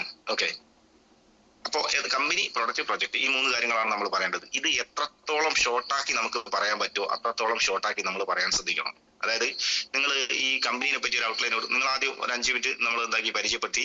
പിന്നെ നമ്മൾ ഇതിന് ഒരു ടൈം കാണണം. ഈ ടൈം വളരെ പ്രധാനപ്പെട്ട കാരണം വെച്ചാൽ, ഒരു മാക്സിമം നിങ്ങൾ ഒരു പ്ലാൻ പറയാൻ പോയാലും നിങ്ങൾ ആ വീട്ടിൽ കയറുന്ന സമയത്ത് ശ്രദ്ധിച്ചോ, ഒരു 50 മിനിറ്റിനുള്ളിൽ എന്താക്കണം, നമ്മൾ അവിടെ പ്ലാന് പറഞ്ഞ് ഡെമോ കൊടുത്ത് ഇറങ്ങണം. അപ്പൊ അതിന് പ്രിപ്പയർ ആകുന്ന രീതിയിൽ വേണം നമ്മൾ എന്താക്കാൻ, നമ്മളെ ഈ പ്രസന്റേഷൻ സെറ്റ് ചെയ്യാൻ. ഈ പ്രൊഡക്റ്റ് ഒക്കെ പറയാൻ മാക്സിമം ഒരു 10-15 മിനിറ്റ് കൂടുതൽ എടുക്കാൻ പാടില്ല. ഓരോ പ്രൊഡക്റ്റിനെ പറ്റിയും 2-3 മിനിറ്റ് പറയേണ്ട കാര്യങ്ങളേ ഉള്ളൂ. പിന്നെ കമ്പനീനെ പറ്റിയെല്ലാം കൂടി എങ്ങനെയാലും മാക്സിമം കമ്പനിയും പ്രൊഡക്റ്റും പറയാൻ നമുക്ക് എന്ത് മതി, ഒരു 15 മിനിറ്റ് മതി. പിന്നെ ഒരു 15 മിനിറ്റ് കഴിഞ്ഞാൽ നമ്മൾ എന്താക്കുക, ഒരു 5 മിനിറ്റ് നിങ്ങൾ ഇൻകം പ്ലാൻ പറയാനില്ലേ, 5 മിനിറ്റ് പോലും വേണ്ട, ഒരു 3-4 സ്റ്റെപ്പ് മാത്രമേ ഉള്ളൂ. ഒരു മാക്സിമം ഒരു 2-3 മിനിറ്റ് കൊണ്ട് പ്ലാന് പറഞ്ഞ് പരിചയപ്പെടുത്തണം. പ്ലാന് കഴിഞ്ഞ് കഴിഞ്ഞാൽ നമ്മൾ എന്താക്കണം, ഡെമോൺസ്ട്രേഷൻ കൊടുക്കണം. അതിന് നമ്മൾ ഒരു 5 മിനിറ്റ് നമ്മൾ എന്താക്കുക, അതിനും കണക്കാക്കുക. അങ്ങനെ നമ്മൾ ഈ ഒരു പ്ലാന്, ഈ ഒരു കാര്യം അവരെ അവതരിപ്പിക്കാൻ വേണ്ടിയിട്ട് മാക്സിമം നമ്മൾ ഒരു 20-25 മിനിറ്റ് കൊണ്ട് നമ്മൾ എന്താക്കണം, കമ്പനി, പ്രൊഡക്റ്റ്, പ്രൊജക്ട്, ഡെമോ, ഈ 4 കാര്യങ്ങൾ അവിടെ നടത്താൻ നമുക്ക് പറ്റണം. അത് എത്രത്തോളം ഷോർട്ടാക്കാൻ പറ്റും അത്രത്തോളം സെയിൽ ക്ലോസ് ആകാനുള്ള സാധ്യത കൂടുതലാണ്. വലിച്ചു നീട്ടി എന്താക്കരുത്, എല്ലാ കാര്യങ്ങളും പറയരുത്. ചില ആൾക്കാർ ചില വീട്ടിൽ പോയാൽ മാഗ്നറ്റിക് തെറാപ്പിനെ പറ്റി വലിയൊരു എസ്റ്റേ തന്നെ എന്താക്കും അവിടെ വിവരിക്കും. അതിന്റെ ഒന്നും ആവശ്യമില്ല. അതൊക്കെ നമുക്ക് പിന്നെ അവർക്ക് ട്രെയിനിങ് നമ്മൾ എന്താക്കുന്നുണ്ട്, MIG ആണെങ്കിലും SIT ആണെങ്കിലും അല്ലെങ്കിൽ BOP-ലൊക്കെ എന്താക്കുന്നുണ്ട്, നമ്മൾ പ്രൊഡക്റ്റിനെ പറ്റി കൂടുതലായിട്ട് എക്സ്പ്ലെയിൻ ചെയ്യുന്നുണ്ട്. അപ്പോൾ നമ്മൾ എന്താക്കുക, ആ കാര്യങ്ങൾ കൃത്യമായിട്ട് ശ്രദ്ധിക്കുക. പിന്നെ പ്രധാനമായിട്ട് ശ്രദ്ധിക്കേണ്ട മറ്റൊരു കാര്യം വെച്ചാൽ പല ആൾക്കാരും എന്താക്കുന്നുണ്ട്, വീട്ടിൽ പോയിട്ട് വെറും പ്രൊഡക്റ്റ് മാത്രം പറഞ്ഞു പോരുന്നുണ്ട്. ഈ പ്രൊഡക്റ്റ് മാത്രം പറഞ്ഞു വന്നുള്ള ഒരു അപകടം എന്ന് വെച്ചാൽ, നിങ്ങളിപ്പോ എന്റെ വീട്ടിൽ വന്ന് എന്നോട് പ്രൊഡക്റ്റിനെ പറ്റി കൃത്യമായിട്ട് പറഞ്ഞു തന്നു, ഞാൻ പ്രൊഡക്റ്റ് വാങ്ങി ഉപയോഗിച്ചു, 1-2 ആഴ്ച എനിക്കുണ്ടാവും അതിന്റെ ഒരു സീരിയസ്നെസ് ഉണ്ടാവും. ഓക്കെ, പിന്നെ ഞാൻ എന്താക്കാൻ തുടങ്ങും, മെല്ലെ മെല്ലെ അത് ഉപയോഗിക്കുന്നത് ചിലപ്പോൾ അങ്ങ് മറന്നു, വെള്ളം കുടിക്കാൻ മറന്നു, ബെൽറ്റ് കെട്ടാൻ മറന്നു, അങ്ങനെ പല കാര്യങ്ങളും ആയിട്ട് വരുന്നുണ്ട്. അതുകൊണ്ട് നമ്മൾ എന്താക്കണം, ഓപ്പർച്യൂണിറ്റി കൂടി ഷെയർ ചെയ്യണം. പ്ലാന് പറയാൻ നമ്മൾ പഠിക്കണം. ഓപ്പർച്യൂണിറ്റി ഷെയർ ചെയ്താൽ മാത്രമേ എന്താക്കൂ, നിങ്ങൾ എന്റെ അടുത്ത് വന്നിട്ട് ഇതിനിങ്ങനെ ഒരു ഓപ്പർച്യൂണിറ്റി കൂടി ഉണ്ട് എന്ന് പറയുമ്പോഴാണ് എനിക്ക് എന്താക്കുക, അതിലൊന്നും കൂടി എനിക്ക് സീരിയസ് ആകുക. അല്ലാണ്ട് ജസ്റ്റ് പ്രൊഡക്റ്റ് കൊടുത്താൽ പ്രൊഡക്റ്റ് ഉപയോഗിച്ച് എല്ലാവരും എന്താക്കണമെന്നില്ല, ബിസിനസ് ചെയ്യണമെന്നില്ല. ഇത് ചെയ്യാൻ അവർക്കൊരു കാരണമാണ്. ഇത് നിങ്ങൾ അന്നേരമാണ് നമ്മൾ മനസ്സിലാക്കുന്നത്, ഈ ബിസിനസ് ഇതിന്റെ സാധ്യത കൂടി പറഞ്ഞു കൊടുത്തിട്ട് നമ്മൾ ഒരു വർഷം ഇത് ചെയ്ത് കഴിഞ്ഞാൽ എന്ത് കിട്ടുന്നുണ്ടല്ലോ, ഒരു വർഷം കൊണ്ട് റാവി സാറിന് എന്ത് കിട്ടി, സേവർ സാറിന് എന്ത് കിട്ടി, ഇതൊക്കെ നിങ്ങൾക്ക് അറിയുന്ന കാര്യമാണ്. ഈ കാര്യങ്ങൾ നമുക്ക് എന്താകണം, ലാസ്റ്റ് അവരോട് പറയാൻ പറ്റണം. ഈ പ്ലാൻ പ്രസന്റേഷനിൽ എന്താകണം, ആ കാര്യങ്ങൾ കൂടി നമ്മൾ ശ്രദ്ധിക്കണം. കൃത്യമായിട്ട് കമ്പനീന്റെ ഇൻകം പ്ലാൻ പഠിച്ചു വെക്കുക. ഇൻകം പ്ലാൻ എന്താക്കണം, എല്ലാവരോടും പറഞ്ഞു. കഴിഞ്ഞ ദിവസം ഒരാൾ എന്നോട് ചോദിച്ചു, സാറേ എല്ലാവരോടും പ്ലാൻ പറയേണ്ട ആവശ്യമുണ്ടോ? ഞാൻ ചോദിച്ചു, എല്ലാവർക്കും വരുമാനം ആവശ്യമില്ലേ? ഇപ്പൊ 80 വയസ്സുള്ള ഒരാളോട് നമ്മൾ പൈസ വേണമെന്ന് വെച്ചാൽ, മരിക്കാൻ കിടക്കുകയാണെങ്കിൽ അയാൾ എന്താ പറയുക, പൈസ വേണമെന്നേ പറയും. ലോകത്ത് ആളുകൾക്ക് വേണ്ട എന്ന് പറയാത്ത ഒരു സാധനമാണ് പൈസ. അത് എത്ര പ്രായമാണെങ്കിലും ഏത് ബിസിനസ് ചെയ്യുന്ന ആൾക്കാരാണെങ്കിലും എന്താക്കും, പൈസയ്ക്ക് ആവശ്യമുണ്ട്. ഇപ്പൊ MA യൂസഫലി എന്തിനാണ് പിന്നെ കോഴിക്കോട് വന്നിട്ട് ലുലു തുടങ്ങിയത്? എന്തിനാണ് അദ്ദേഹം കണ്ണൂർ പോലത്തെ സ്ഥലങ്ങളിൽ ഇത് തുടങ്ങാൻ നോക്കുന്നത്? വീണ്ടും വീണ്ടും പൈസ ഉണ്ടാക്കാനല്ലേ. അപ്പൊ പൈസ എന്ന് പറയുന്നത് എന്താണ്, ആളുകൾക്ക് വളരെ അത്യാവശ്യമുള്ള ഒരു കാര്യമാണ്. അത് ഉണ്ടാക്കാനുള്ള ഒരു ഓപ്പർച്യൂണിറ്റി നമ്മളെ കയ്യിലുണ്ട് നമ്മൾ കൃത്യമായിട്ട് പറഞ്ഞു കഴിഞ്ഞാൽ എന്താക്കും, ആളുകൾ ആ കാര്യം കൂടി സീരിയസ് ആയിട്ട് എടുക്കും. ഓക്കെ, അപ്പൊ പ്ലാൻ പ്രസന്റേഷനിൽ നമ്മൾ എന്താക്കുക, പ്രസന്റേഷനിൽ നമ്മൾ പ്ലാനും കൂടി ഉൾപ്പെടുത്താൻ വേണ്ടി ശ്രദ്ധിക്കുക. ഓക്കെ, ഇനി പ്ലാൻ പറഞ്ഞു കഴിഞ്ഞാലും ഇനി എന്തുണ്ട്, അടുത്തൊരു ഇതെന്ന് വെച്ചാല്, പറ്റുമെങ്കിൽ നമ്മൾ എന്താക്കുക, അന്നേരം തന്നെ പ്ലാൻ പറഞ്ഞ് സെയിൽ ക്ലോസ് ആകുക. എന്താക്കുക, 2-3 ചോദ്യങ്ങൾ ചോദിക്കാണ്ട്. റാവി സാർ എപ്പോഴും ചോദിക്കുന്നുണ്ട്, ഒന്ന് ചോദിക്കണമെന്ന് വെച്ചാൽ സിംഗിൾ ആണോ ഡബിൾ ആണോ എന്ന് ചോദിക്കണം. ഓക്കെ, രണ്ടാമത്തെ കാര്യം എന്താ വെച്ചാൽ, നമ്മൾ GPay ആണോ ഗൂഗിൾ പേ ആണോ ക്യാഷ് ആണോ GPay ആണോ ചോദിക്കണം.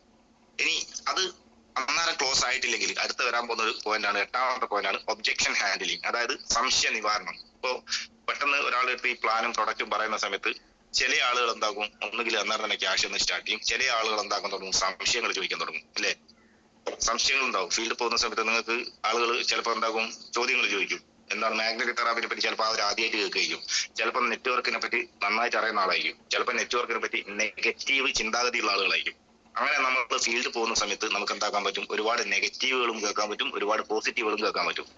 അങ്ങനെ നിങ്ങൾ ഫീൽഡിൽ പോകുന്ന സമയത്ത് നിങ്ങൾക്ക് എന്തെങ്കിലും നെഗറ്റീവ് ചോദ്യങ്ങൾ ഉണ്ടെങ്കിൽ നിങ്ങൾക്ക് എന്നോട് ചോദിക്കാം. എനിക്ക് അറിയുന്ന രീതിയിൽ ഞാൻ എന്താക്കും, അതിന് ഉത്തരം ഞാൻ നിങ്ങൾക്ക് തരാൻ ശ്രമിക്കാം. ഓക്കെ, അത് നിങ്ങൾ ഈ പ്രോഗ്രാം കഴിഞ്ഞ ലാസ്റ്റ് നിങ്ങൾക്ക് അതുമായിട്ട് ബന്ധപ്പെട്ട എന്തെങ്കിലും സംശയം ഉണ്ടെങ്കിൽ എന്നോട് ചോദിക്കാം. ഇങ്ങനെ എന്തെങ്കിലുമൊക്കെ ചോദ്യം ചോദിക്കുകയാണെങ്കിൽ അവിടെ നമ്മൾ ഉപയോഗപ്പെടുത്തേണ്ട ഒരു പ്രധാനപ്പെട്ട ഒരു തിയറിയാണ് യെസ് ബട്ട് തിയറി. ഇന്ന് നെറ്റ്വർക്കിൽ നമ്മൾ ഏറ്റവും കൂടുതൽ നെറ്റ്വർക്കുകാർ എന്താക്കും, എന്ത് പ്രശ്നങ്ങളും തരണം ചെയ്യുന്നത് ഒരു യെസ് ബട്ട് തിയറി എന്നൊരു തിയറി ഉണ്ട്. ഒരുപക്ഷെ നെറ്റ്വർക്കിൽ മാത്രമല്ല, നമ്മളെ ഫാമിലി ലൈഫിലും നമ്മളെ പ്രൊഫഷണൽ ലൈഫിലും പേഴ്സണൽ ലൈഫിലും ഒക്കെ നമുക്ക് ഉപയോഗപ്പെടുത്താൻ പറ്റിയ ഒരു തിയറിയാണ് യെസ് ബട്ട് തിയറി. ഈ ബിസിനസ്സുമായിട്ട് ബന്ധപ്പെട്ട് നിങ്ങൾ ഏറ്റവും കൂടുതൽ പഠിച്ചിരിക്കേണ്ട ഒരു തിയറി കൂടിയാണ് yes but theory. Yes but theory എന്താണെന്നറിയോ? കേട്ടിട്ടുണ്ടോ? യെസ് ബട്ട് തിയറിയെ പറ്റി കേട്ടിട്ടുണ്ടോ നിങ്ങൾ? മ്യൂട്ടാണെന്ന് തോന്നുന്നല്ലേ. ഓക്കെ, യെസ് ബട്ട് തിയറി എന്ന് പറഞ്ഞാൽ വളരെ സിമ്പിൾ ആണ്. ഒരാൾ നിങ്ങളോട് ഒരു കാര്യം പറഞ്ഞു കഴിഞ്ഞാൽ, ഫോർ എക്സാമ്പിൾ നിങ്ങളിപ്പോ ഒരാളോട് പ്ലാന് പറയാണ്, അപ്പോൾ അയാൾ ഇത് കേട്ടപാടെ ഒറ്റയടിക്ക് അയാൾ ചോദിക്കുകയാണ്, ഇത് മണി ചെയിൻ അല്ലേ എന്നൊരു ചോദ്യം ചോദിച്ചു കഴിഞ്ഞാൽ അവിടെ നമുക്ക് സിമ്പിൾ ആയിട്ട് ഉപയോഗപ്പെടുത്താൻ പറ്റിയ തിയറിയാണ് എന്ത്, yes but theory. Yes but theory എങ്ങനെ വെച്ചാൽ, ആദ്യം അവർ പറഞ്ഞത് നമ്മൾ എന്താക്കുന്നത്, നമ്മൾ സമ്മതിക്കുന്നു, യെസ്. പിന്നെ നമ്മൾ പറയും ബട്ട്, ഞാൻ മനസ്സിലാക്കി എങ്ങനെയാണ്, ബട്ട് പിന്നെ എനിക്ക് മനസ്സിലായി ഇത് ഇന്നതാണ്. മനസ്സിലായി? അതായത് ഒരിക്കലും എന്താക്കരുത്, കസ്റ്റമറോട് നമ്മൾ തർക്കിക്കാൻ നിൽക്കരുത്. കസ്റ്റമറോട് നല്ല ഒരാളോടും തർക്കിക്കാൻ നിൽക്കരുത്. ഒരാൾ നമ്മളോട് വാശി പിടിച്ചൊരു കാര്യം പറയുകയാണെങ്കിൽ ആദ്യം അതൊന്ന് സമ്മതിച്ചു, യെസ്. ഫോർ എക്സാമ്പിൾ ഇത് തട്ടിപ്പാണ്, യെസ്, അങ്ങനെയാണ് ഞാൻ കരുതിയത്, ബട്ട് പിന്നെ എനിക്ക് മനസ്സിലായി എന്താക്കി, ഇത് തട്ടിപ്പല്ല, ഇത് മണി ചെയിൻ അല്ല, ഇത് എന്താണ്, ഡയറക്റ്റ് മാർക്കറ്റിംഗ് ആണ്. അപ്പോൾ മാഗ്നറ്റിക് തെറാപ്പി തട്ടിപ്പാണ്, യെസ്, ഞാനും അങ്ങനെയാണ് ആദ്യം കരുതിയത്. പക്ഷെ പിന്നെ പ്രൊഡക്റ്റ് ഉപയോഗിച്ച സമയത്ത് അല്ലെങ്കിൽ ഇതിന്റെ ട്രെയിനിങ് ഏറ്റെടുത്ത സമയത്ത് എനിക്ക് മനസ്സിലായി ഇതെന്തല്ല, ഞാൻ വിചാരിച്ചത് കാര്യമല്ല എന്ന് പറയുന്ന സമയത്ത് ആദ്യം നമ്മൾ യെസ് പറയുമ്പോൾ അയാൾ എന്ന് മനസ്സിലാക്കി, ഓ യെസ്, ഇവൻ എന്റെ കൂടെ നിന്ന്. പക്ഷെ പിന്നെ ഞാൻ മനസ്സിലാക്കി എന്ന് പറയുന്ന സമയത്ത് അയാൾക്ക് മനസ്സിലാവും, എന്നാ എന്റെ തെറ്റിദ്ധാരണയാണ്, ഞാനും ഇങ്ങനെയാണ് മനസ്സിലാക്കിയത് ആദ്യം, അത് തെറ്റാണ്. ആ രീതിയിൽ നമുക്ക് എന്താക്കാൻ പറ്റും, എന്ത് കാര്യവും നിങ്ങൾക്ക് യെസ് ബട്ട് തിയറിയിലൂടെ എന്താക്കാൻ പറ്റും, സോൾവ് ചെയ്യാൻ പറ്റും. വെട്ടാൻ വരുന്ന ഒരു വ്യക്തിയെ പോലും നമുക്ക് എന്താക്കാൻ പറ്റും, ഈ ഒരു വാചകങ്ങളിലൂടെ നമുക്ക് മാറ്റി നിർത്താൻ പറ്റുമെന്നാണ് സിസ്റ്റം പറയുന്നത്. അപ്പോൾ യെസ് ബട്ട് തിയറി ഒന്ന് പ്രാക്ടീസ് ചെയ്യാം. ആര് നിങ്ങളോട് ഫീൽഡിൽ നിന്ന് എന്ത് നെഗറ്റീവ് പറഞ്ഞാലും ചാടിക്കരി അവരോട് എന്താക്കരുത്, ആർഗ്യൂ ചെയ്യാൻ നിൽക്കരുത്. യെസ്, നിങ്ങൾ പറഞ്ഞത് ശരിയാണ്, ഞാനും അങ്ങനെയാണ് കരുതിയത്, ബട്ട് പിന്നെ എനിക്ക് മനസ്സിലായി എന്താണ്, അത് തെറ്റാണ്, ഇത് ഇങ്ങനെയാണ് ഇതിന്റെ സത്യാവസ്ഥ. ഈ രീതിയിൽ നമുക്ക് എന്താക്കാം, യെസ് ബട്ട് തിയറി നമുക്ക് കൃത്യമായിട്ട് ഉപയോഗപ്പെടുത്താം. ഓക്കെ, ഒന്ന് ശ്രദ്ധിക്കുന്നതല്ലാണ്. ഞാൻ കഴിഞ്ഞ ഒരു പ്രോഗ്രാമിന് ഇതുപോലെ തന്നെ എന്താക്കി വെച്ചാൽ, ഇങ്ങനെ ഒരു ട്രെയിനിങ്ങിന്റെ ഇടയ്ക്ക് ഞാനൊരു എക്സ്പെർട്ട് തിയറിന്റെ ഒരു ക്ലാസ് കൊടുത്ത സമയത്ത് ഒരു ചെറിയൊരു കുട്ടി പ്രേമിച്ച് കല്യാണം കഴിച്ച ഒരു പെൺകുട്ടിയാണ്, ഒരു 10-22 വയസ്സേ ഉള്ളൂ. ആ പ്രോഗ്രാം കഴിഞ്ഞ് ഒരാഴ്ച കഴിഞ്ഞാൽ ആ കുട്ടി എന്നെ വിളിച്ചു. സത്യത്തിൽ ആ കുട്ടി എന്നെ നമ്പർ കിട്ടിയെന്ന് പോലും അറിയില്ല. കുട്ടി എന്നെ വിളിച്ചിട്ട്, സാർ നിങ്ങൾ ആ ക്ലാസ് കിട്ടിയതിന് ശേഷം ഞാൻ എന്റെ അമ്മായി അമ്മയായിട്ട് എപ്പോഴും ഉടക്കിലായിരുന്നു. ഞാൻ എന്താ പറഞ്ഞാൽ എന്താക്കും, അമ്മായി അമ്മ ഉടക്കും, അമ്മായി അമ്മ എന്താ പറയുക സാർ ഞാൻ എന്താക്കും തിരിച്ച് ഇതേ രീതിയിൽ സംസാരിക്കും. പക്ഷെ നിങ്ങൾ ആ ഒരു എക്സ്പെർട്ട് തിയറി ഞാൻ എന്താക്കി, അമ്മായി അമ്മ എന്ത് പറയും ഞാൻ എന്താക്കാൻ തുടങ്ങി, ആദ്യം എസ് പറയാൻ തുടങ്ങി. പിന്നെ ഞാൻ അമ്മായിയമ്മയോട് കാര്യം പറഞ്ഞു തുടങ്ങിയ സമയത്ത് അവർക്ക് കൃത്യമായിട്ട് മനസ്സിലായി. അത് ഞാൻ അവരെ അംഗീകരിക്കുന്നു എന്നൊരു തോന്നൽ അവർക്ക് വന്ന സമയം തൊട്ട് അവരെന്താക്കാൻ തുടങ്ങി, പിന്നെ എന്നെ കേൾക്കാൻ തുടങ്ങി, പിന്നെ എന്റെ കൂടെ നിൽക്കാൻ തുടങ്ങി. അപ്പൊ നമുക്ക് ഞാൻ ആദ്യം സൂചിപ്പിക്കുന്നതോട് നമുക്ക് പേഴ്സണൽ ലൈഫിലും പ്രൊഫഷണൽ ലൈഫിലും നമുക്ക് എന്താക്കാൻ പറ്റും, ഈ ഒരു തിയറി ഉപയോഗപ്പെടുത്താൻ പറ്റും. നിങ്ങളോട് ആര് ആർഗ്യൂ ചെയ്യാൻ വരുമ്പോഴും എന്താക്കുക, ഈ ഒരു എക്സ്പെർട്ട് തിയറി മനസ്സിൽ വെക്കുക. Okay, yes. അപ്പോ നമ്മൾ എന്താക്കി, നമ്മളിപ്പോ ഒബ്ജക്ഷൻ ഹാൻഡിൽ അവരെ സംശയങ്ങളും കാര്യങ്ങളൊക്കെ അവരിങ്ങനെ പറഞ്ഞു, എന്ത് സംശയമാണ് ഫീൽഡിൽ നിന്ന് വരുന്നത് അത് നിങ്ങൾക്ക് എന്നോട് ചോദിക്കുക. ലാസ്റ്റ് സംശയ നിവാരണം കഴിഞ്ഞു. 8ാമത്തെ സ്റ്റേജ് നമ്മൾ കഴിഞ്ഞാൽ ഇനി ലാസ്റ്റ് സ്റ്റേജ് ആണ് എന്ത്, ബിലീഫ്. ഇതിലെ അടുത്ത ഇമ്പോർട്ടന്റ് പോയിന്റ് ആണ് ബിലീഫ്. ഈ ബിലീഫ് എന്ന് പറയുന്നത് എന്താണ്, ഈ വിശ്വാസം കൊടുക്കേണ്ടത് ആരാണ്, ഇത് ഞാനല്ല. കാരണം എന്നെ കൂട്ടിക്കൊണ്ടുപോയത്, ഇപ്പോ ഫോർ എക്സാമ്പിൾ എന്നെ ഇപ്പം കൂട്ടിക്കൊണ്ടുപോയത് ഇപ്പൊ ബിജു സാറാണെന്ന് കരുതുക. ബിജു സാർ സെബാസ്റ്റ്യൻ സാറിന്റെ അടുത്തേക്ക് എന്നെയും കൂട്ടിയാണ് പോയത്. അപ്പൊ സെബാസ്റ്റ്യൻ സാറിന് വിശ്വാസം കൊടുക്കേണ്ടത് ആരാണ്, ബിജു സാറാണ്, അത് ഞാനല്ല. കാരണം അദ്ദേഹത്തിന് എന്നെ പരിചയമില്ല, പക്ഷെ ബിജു സാറ് നല്ല പരിചയമുണ്ട്. ബിജു സാർ എന്ത് പറയണം, സാർ ഞാൻ എന്തായാലും ഈ ബിസിനസ് വളരെ സീരിയസ് ആയിട്ട് ചെയ്യാൻ തീരുമാനിച്ചു. ഇതാ എന്റെ കയ്യിൽ ഇത്ര ആൾക്കാരെ ലിസ്റ്റ് ഉണ്ട്, ഒരു 200-250 ആൾക്കാരുടെ ലിസ്റ്റ് കാണിക്കുക. സെബാസ്റ്റ്യൻ സാറെ ഇത്രയും ആൾക്കാരെ ഞാൻ എന്താക്കാൻ ഈ ബിസിനസ്സിലേക്ക് കൊണ്ടുവരും, എന്റെ ലിസ്റ്റാണിത്. ഞാൻ ഇത്ര ആൾക്കാരോട് ഈ ബിസിനസ് പറയാൻ പോവാണ്. നിങ്ങൾ എന്റെ കൂടെ നിൽക്കുകയാണെങ്കിൽ ഈ ആൾക്കാർ നിങ്ങളെ കൂടി ടീമായിട്ട് വരും, ഇല്ലെങ്കിലും ഞാൻ ഈ ബിസിനസ് വളരെ സീരിയസ് ആയിട്ട് ചെയ്യും എന്നൊരു ധൈര്യം, ഒരു വിശ്വാസം നമ്മൾ ആർക്ക് കൊടുക്കുകയാണ്, സെബാസ്റ്റ്യൻ സാറിന് കൊടുക്കുകയാണ്. അങ്ങനെ കൊടുത്തു കഴിഞ്ഞാൽ എന്ത് സംഭവിക്കും, ഓട്ടോമാറ്റിക്കലി അദ്ദേഹം എന്ത് ചിന്തിക്കും, ഇവൻ ഈ നാട്ടിലുള്ള എല്ലാവരോടും ഇത് പറയും, കുറെ ആൾക്കാർ ഇത് വാങ്ങിക്കും, ഞാനിത് എടുത്തിട്ടില്ലെങ്കിലും ഇവൻ എന്താക്കും ഇത് സീരിയസ് ആയിട്ട് പറയും. അപ്പൊ ഞാൻ എടുത്തു കഴിഞ്ഞാൽ കുറച്ച് ആളുകളെങ്കിലും എന്റെ കൂടെ വരുമല്ലോ എന്നുള്ള ഒരു വിശ്വാസം ആർക്കുണ്ടാവും, സെബാസ്റ്റ്യൻ സാർ ഉണ്ടാവും. അപ്പോ അദ്ദേഹത്തിന് താല്പര്യം ഇല്ലെങ്കിൽ പോലും എന്താകും, ഒരു പ്രൊഡക്റ്റ് എടുത്ത് ഒരു ഐഡിയ വെക്കാൻ അദ്ദേഹം തയ്യാറാവും. കാരണം നമ്മൾ ഇതിന്റെ ഇൻകം പ്ലാനൊക്കെ കൃത്യമായിട്ട് കൊടുത്തിട്ടുണ്ടല്ലോ. ഈ രീതിയിൽ ഈ 9 പോയിന്റുകൾ നിങ്ങൾ പോകുന്ന വർക്കിൽ കറക്റ്റ് നടക്കുന്നുണ്ടെങ്കിൽ ഏത് സെയിലാണെങ്കിലും അത് 99% അത് ക്ലോസ് ആവാൻ സാധ്യത കൂടുതലാണ്. ഓക്കെ, അപ്പോ ഇതുമായിട്ട് ബന്ധപ്പെട്ട് നിങ്ങൾക്ക് ഇനി ഫീൽഡിൽ നിന്നുണ്ടാകുന്ന ചില ഡൗട്ടുകൾ ഉണ്ടാവും. ഇപ്പൊ നമ്മൾ ഫീൽഡിൽ പോകുന്ന സമയത്ത് ആളുകൾ നമ്മളോട് ചോദിക്കുന്ന ചില ചോദ്യങ്ങൾ ഉണ്ടാവുമല്ലോ.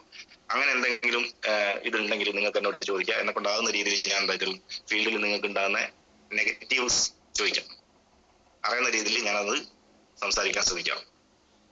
ഇനി മൈക്കൊന്ന് അൺമ്യൂട്ട് ചെയ്തേക്കും മാഡം. ആർക്കെങ്കിലും എന്തെങ്കിലും സംശയമോ കാര്യങ്ങളോ ഉണ്ടെങ്കിൽ അവർ ചോദിച്ചോട്ടെ.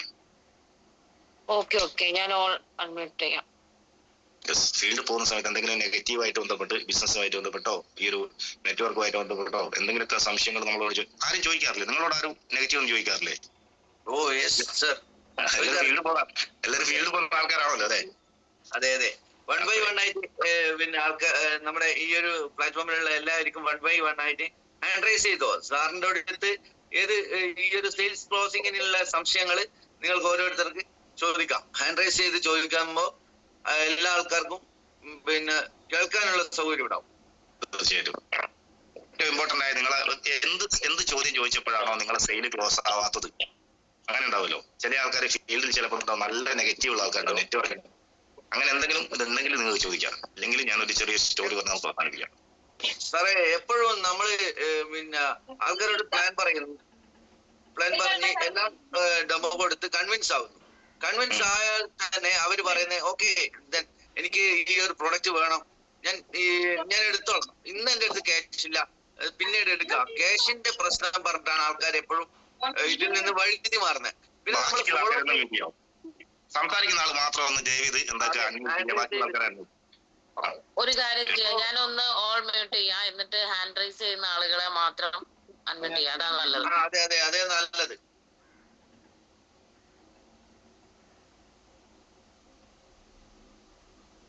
ഓക്കെ അഖിലേഷ് സാർ, ശൈലേഷ് സാറിനെ കൂടെ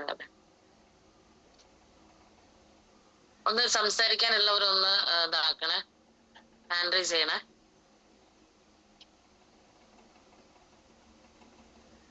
ശൈലേഷ് സാർ, ഓക്കെ സാറേ ഞാൻ പറഞ്ഞത് വീണ്ടും പറയുന്നു, അൺമ്യൂട്ട് ആയി തോന്നുന്നു. അപ്പോ നമ്മള് അധികം പ്ലാൻ പറഞ്ഞ് പ്ലാൻ പറഞ്ഞ് എല്ലാ ഡെമോ ഒക്കെ കൊടുത്ത് ആള് കൺവിൻസ് ആയ സമയത്ത് അദ്ദേഹം പറഞ്ഞു ഓൾറെഡി ഞാൻ എടുക്കാം, പ്രൊഡക്ഷൻ എനിക്ക് എന്തായാലും അത്യാവശ്യമാണ്, ഇന്നത്തെ സാഹചര്യത്തിൽ നമ്മൾ ഇത് ഉപയോഗിക്കണം. ഡെമോ കൊടുത്ത് ചിലപ്പോ നമ്മള് പിന്നെ ഓക്സിജൻ ലെവലൊക്കെ ചെയ്ത് കാണിച്ചു കൊടുക്കുന്ന സമയത്ത് അവർ കൺവിൻസ് ആയി. അപ്പൊ ഇപ്പം തൽക്കാലം എന്റെ കയ്യിൽ ക്യാഷ് ഇല്ല, ഞാൻ എടുക്കാം, ഞാൻ വിളിക്കാം, പറയാം എന്നുള്ള വാക്കുകളാണ് നമുക്ക് അധിക സ്ഥലത്തുനിന്ന്. ആർക്കും പ്രൊഡക്റ്റ് വേണ്ടാണ്ടില്ല, പക്ഷെങ്കിൽ പിന്നെ ഫോളോ അപ്പ് ചെയ്ത് കൃത്യമായി ഫോളോ അപ്പ് നടക്കും. പക്ഷെങ്കിൽ പൈസേന്റെ ബുദ്ധിമുട്ട് തന്നെയാണ് ആൾക്കാർ പറഞ്ഞുകൊണ്ടിരിക്കുന്നത്. അതിനൊരു സൊല്യൂഷൻ എന്തെങ്കിലും സാറിന്റെ കയ്യിൽ നിന്ന് കിട്ടുമെന്ന് പ്രതീക്ഷിക്കുന്നു. തീർച്ചയായിട്ടും. അതായത് ആളുകൾ പൈസ ഇല്ല എന്ന് പറയുന്നതോ അല്ലെങ്കിൽ ഇങ്ങനെ പറയുന്നതൊക്കെ എന്താ വെച്ചാല്, നമ്മൾ ആ സാധനം ആളുകൾക്ക് അത്യാവശ്യമാണെന്ന് തോന്നിക്കഴിഞ്ഞാൽ അല്ലെ, നിങ്ങളുടെ വീട്ടിൽ ഇപ്പൊ ഒരുപാട് സാധനമില്ലേ, നിങ്ങൾക്ക് ആവശ്യമുള്ള, നിങ്ങളിപ്പോ ഫോർ എക്സാമ്പിൾ നിങ്ങളിപ്പോ ടൗണിൽ കൂടി യാത്ര ചെയ്യാണ്, അപ്പൊ ടൗണിൽ റോഡ് സൈഡിൽ ഒരുപാട് സാധനം വെച്ചിട്ടുണ്ടോ, നിങ്ങൾ എല്ലാ സാധനം വാങ്ങാറുണ്ടോ? നിങ്ങൾക്ക് അത്യാവശ്യമുള്ള സാധനങ്ങൾ വാങ്ങൂലേ? അത്യാവശ്യമുള്ള സാധനങ്ങൾ നിങ്ങൾ വാങ്ങൂലേ? അപ്പൊ ആളുകൾക്ക് ഇത് അത്യാവശ്യമാണെന്ന് അവർക്ക് ഫീൽ ആവണം. എനിക്കിപ്പോ നിങ്ങൾ എന്റെ അടുത്ത് ഈ പ്രൊഡക്റ്റ് കൊണ്ട് വന്നു കഴിഞ്ഞാൽ എനിക്ക് ഹെൽത്ത് ഇഷ്യൂസ് ഇല്ലാത്തതുകൊണ്ട് ഞാൻ എന്താവില്ല വാങ്ങുന്നില്ല, പക്ഷെ ഞാനിത് വാങ്ങി ഉപയോഗിക്കണം, എന്നെ കൺവിൻസ് ചെയ്യലാണ് നിങ്ങളുടെ പണി. മനസ്സിലായോ? കൺവിൻസ് ആവണം. കൺവിൻസ് ആവാത്തതാണ് ഒരു പ്രധാനപ്പെട്ട കാരണം. കാരണം വെച്ചാൽ ഈ പ്രൊഡക്റ്റ് ഇത്രയും ഞാൻ പറഞ്ഞ സമയത്ത്, ഞാൻ പലപ്പോഴും എന്താണ് പറഞ്ഞ സമയത്ത് സ്പോട്ടിൽ ക്ലോസ് ആണെന്ന് വെച്ചാൽ ഞാൻ അവരെ കൺവിൻസ് ചെയ്യും. ഇത് എന്റെ ആവശ്യമല്ല, നിങ്ങളുടെ ആവശ്യമാണെന്ന് ഞാൻ അവരെ കൺവിൻസ് ചെയ്യും. ആ ഒരു കൺവിൻസിങ് അവിടെ നടന്നു കഴിഞ്ഞാൽ അവർ കയ്യിൽ ക്യാഷ് ഇല്ലെങ്കിൽ കടം മേടിച്ചെടുക്കും. ഞാൻ കഴിഞ്ഞ ദിവസം ഒരു തോണിക്കടവ് എന്ന സ്ഥലത്ത് പോയിട്ട് ഒരു 64 വയസ്സുള്ള ഒരു വീട്ടമ്മ, ഒരു വരുമാനം ഇല്ലാത്ത ഒരു വീട്ടമ്മ, അതായത് വല്ലപ്പോഴും തൊഴിലുറപ്പിന് മാത്രം പോകുന്ന ഒരു വീട്ടമ്മ, ഞാൻ ഈ പ്ലാന് പ്രൊഡക്റ്റ് പറഞ്ഞു കൊടുത്ത് ഞാൻ ഈ പ്ലാനും കൂടി അവിടെ പറഞ്ഞ സമയത്ത് അവരെന്താ ചെയ്തതെന്നറിയോ? അവര് ചക്കട്ടവറ സർവീസ് സഹകരണ ബാങ്കിൽ പോയിട്ട് അവർക്ക് പോയിക്കൂട്ടെ, ഭർത്താവിനെ വിട്ടിട്ട് ആകെ പണയം വെച്ച ഒരു ഗോൾഡിന്റെ ചെറിയ ബാലൻസ് ഉണ്ടായിരുന്നു, അത് കൂട്ടി വെച്ചിട്ടാണ് അവരെന്താക്കിയത് പൈസ എടുത്ത് എനിക്ക് തന്നത്. കാരണം വെച്ചാൽ അവർക്ക് ആ പ്രൊഡക്റ്റ് അത്ര അത്യാവശ്യമാണ്, ഞാൻ അവിടെ കൺവിൻസ് ചെയ്തു. അപ്പൊ ആ ഒരു കൺവിൻസിങ് ആണ് പ്രധാനപ്പെട്ട. കൺവിൻസ് ചെയ്യാനുള്ള പോയിന്റാണ് ഞാനിപ്പോ പറഞ്ഞത്. കൃത്യമായിട്ട് എന്താവണം, അവരെ പ്രൊഡക്റ്റ് കൺവിൻസ് ചെയ്യാൻ പറ്റണം. കൺവിൻസ് ചെയ്ത് കഴിഞ്ഞാൽ ആളുകൾ സാധനം മേടിക്കും. പിന്നെ വേറൊരു പ്രധാനപ്പെട്ട കാര്യം എന്താ വെച്ചാൽ ഫോളോ അപ്പ് വളരെ ഇമ്പോർട്ടൻസ് സാധനമാണ്. ഫോളോ അപ്പിന് ഒരു സിസ്റ്റം ഉണ്ട്, പലർക്കും അറിയാത്ത ഒരു സിസ്റ്റം ആണ്, ഒന്ന് നോട്ട് ചെയ്ത് വെച്ചോ. ഫോളോ അപ്പ് എങ്ങനെ ചെയ്യണം എന്ന് വെച്ചാൽ, സിസ്റ്റം പറയുന്നത് നിങ്ങൾ ഒരാൾക്ക് വർക്ക് കൊടുത്തു കഴിഞ്ഞാൽ അവർ പറയുകയാണ് ഞാൻ അടുത്ത ആഴ്ച എടുക്കുക, അല്ലെങ്കിൽ 20-ാം തീയതി എടുക്കുക, അല്ലെങ്കിൽ വരുന്ന 1-ാം തീയതി എടുക്കുക എന്നൊക്കെ പറയും.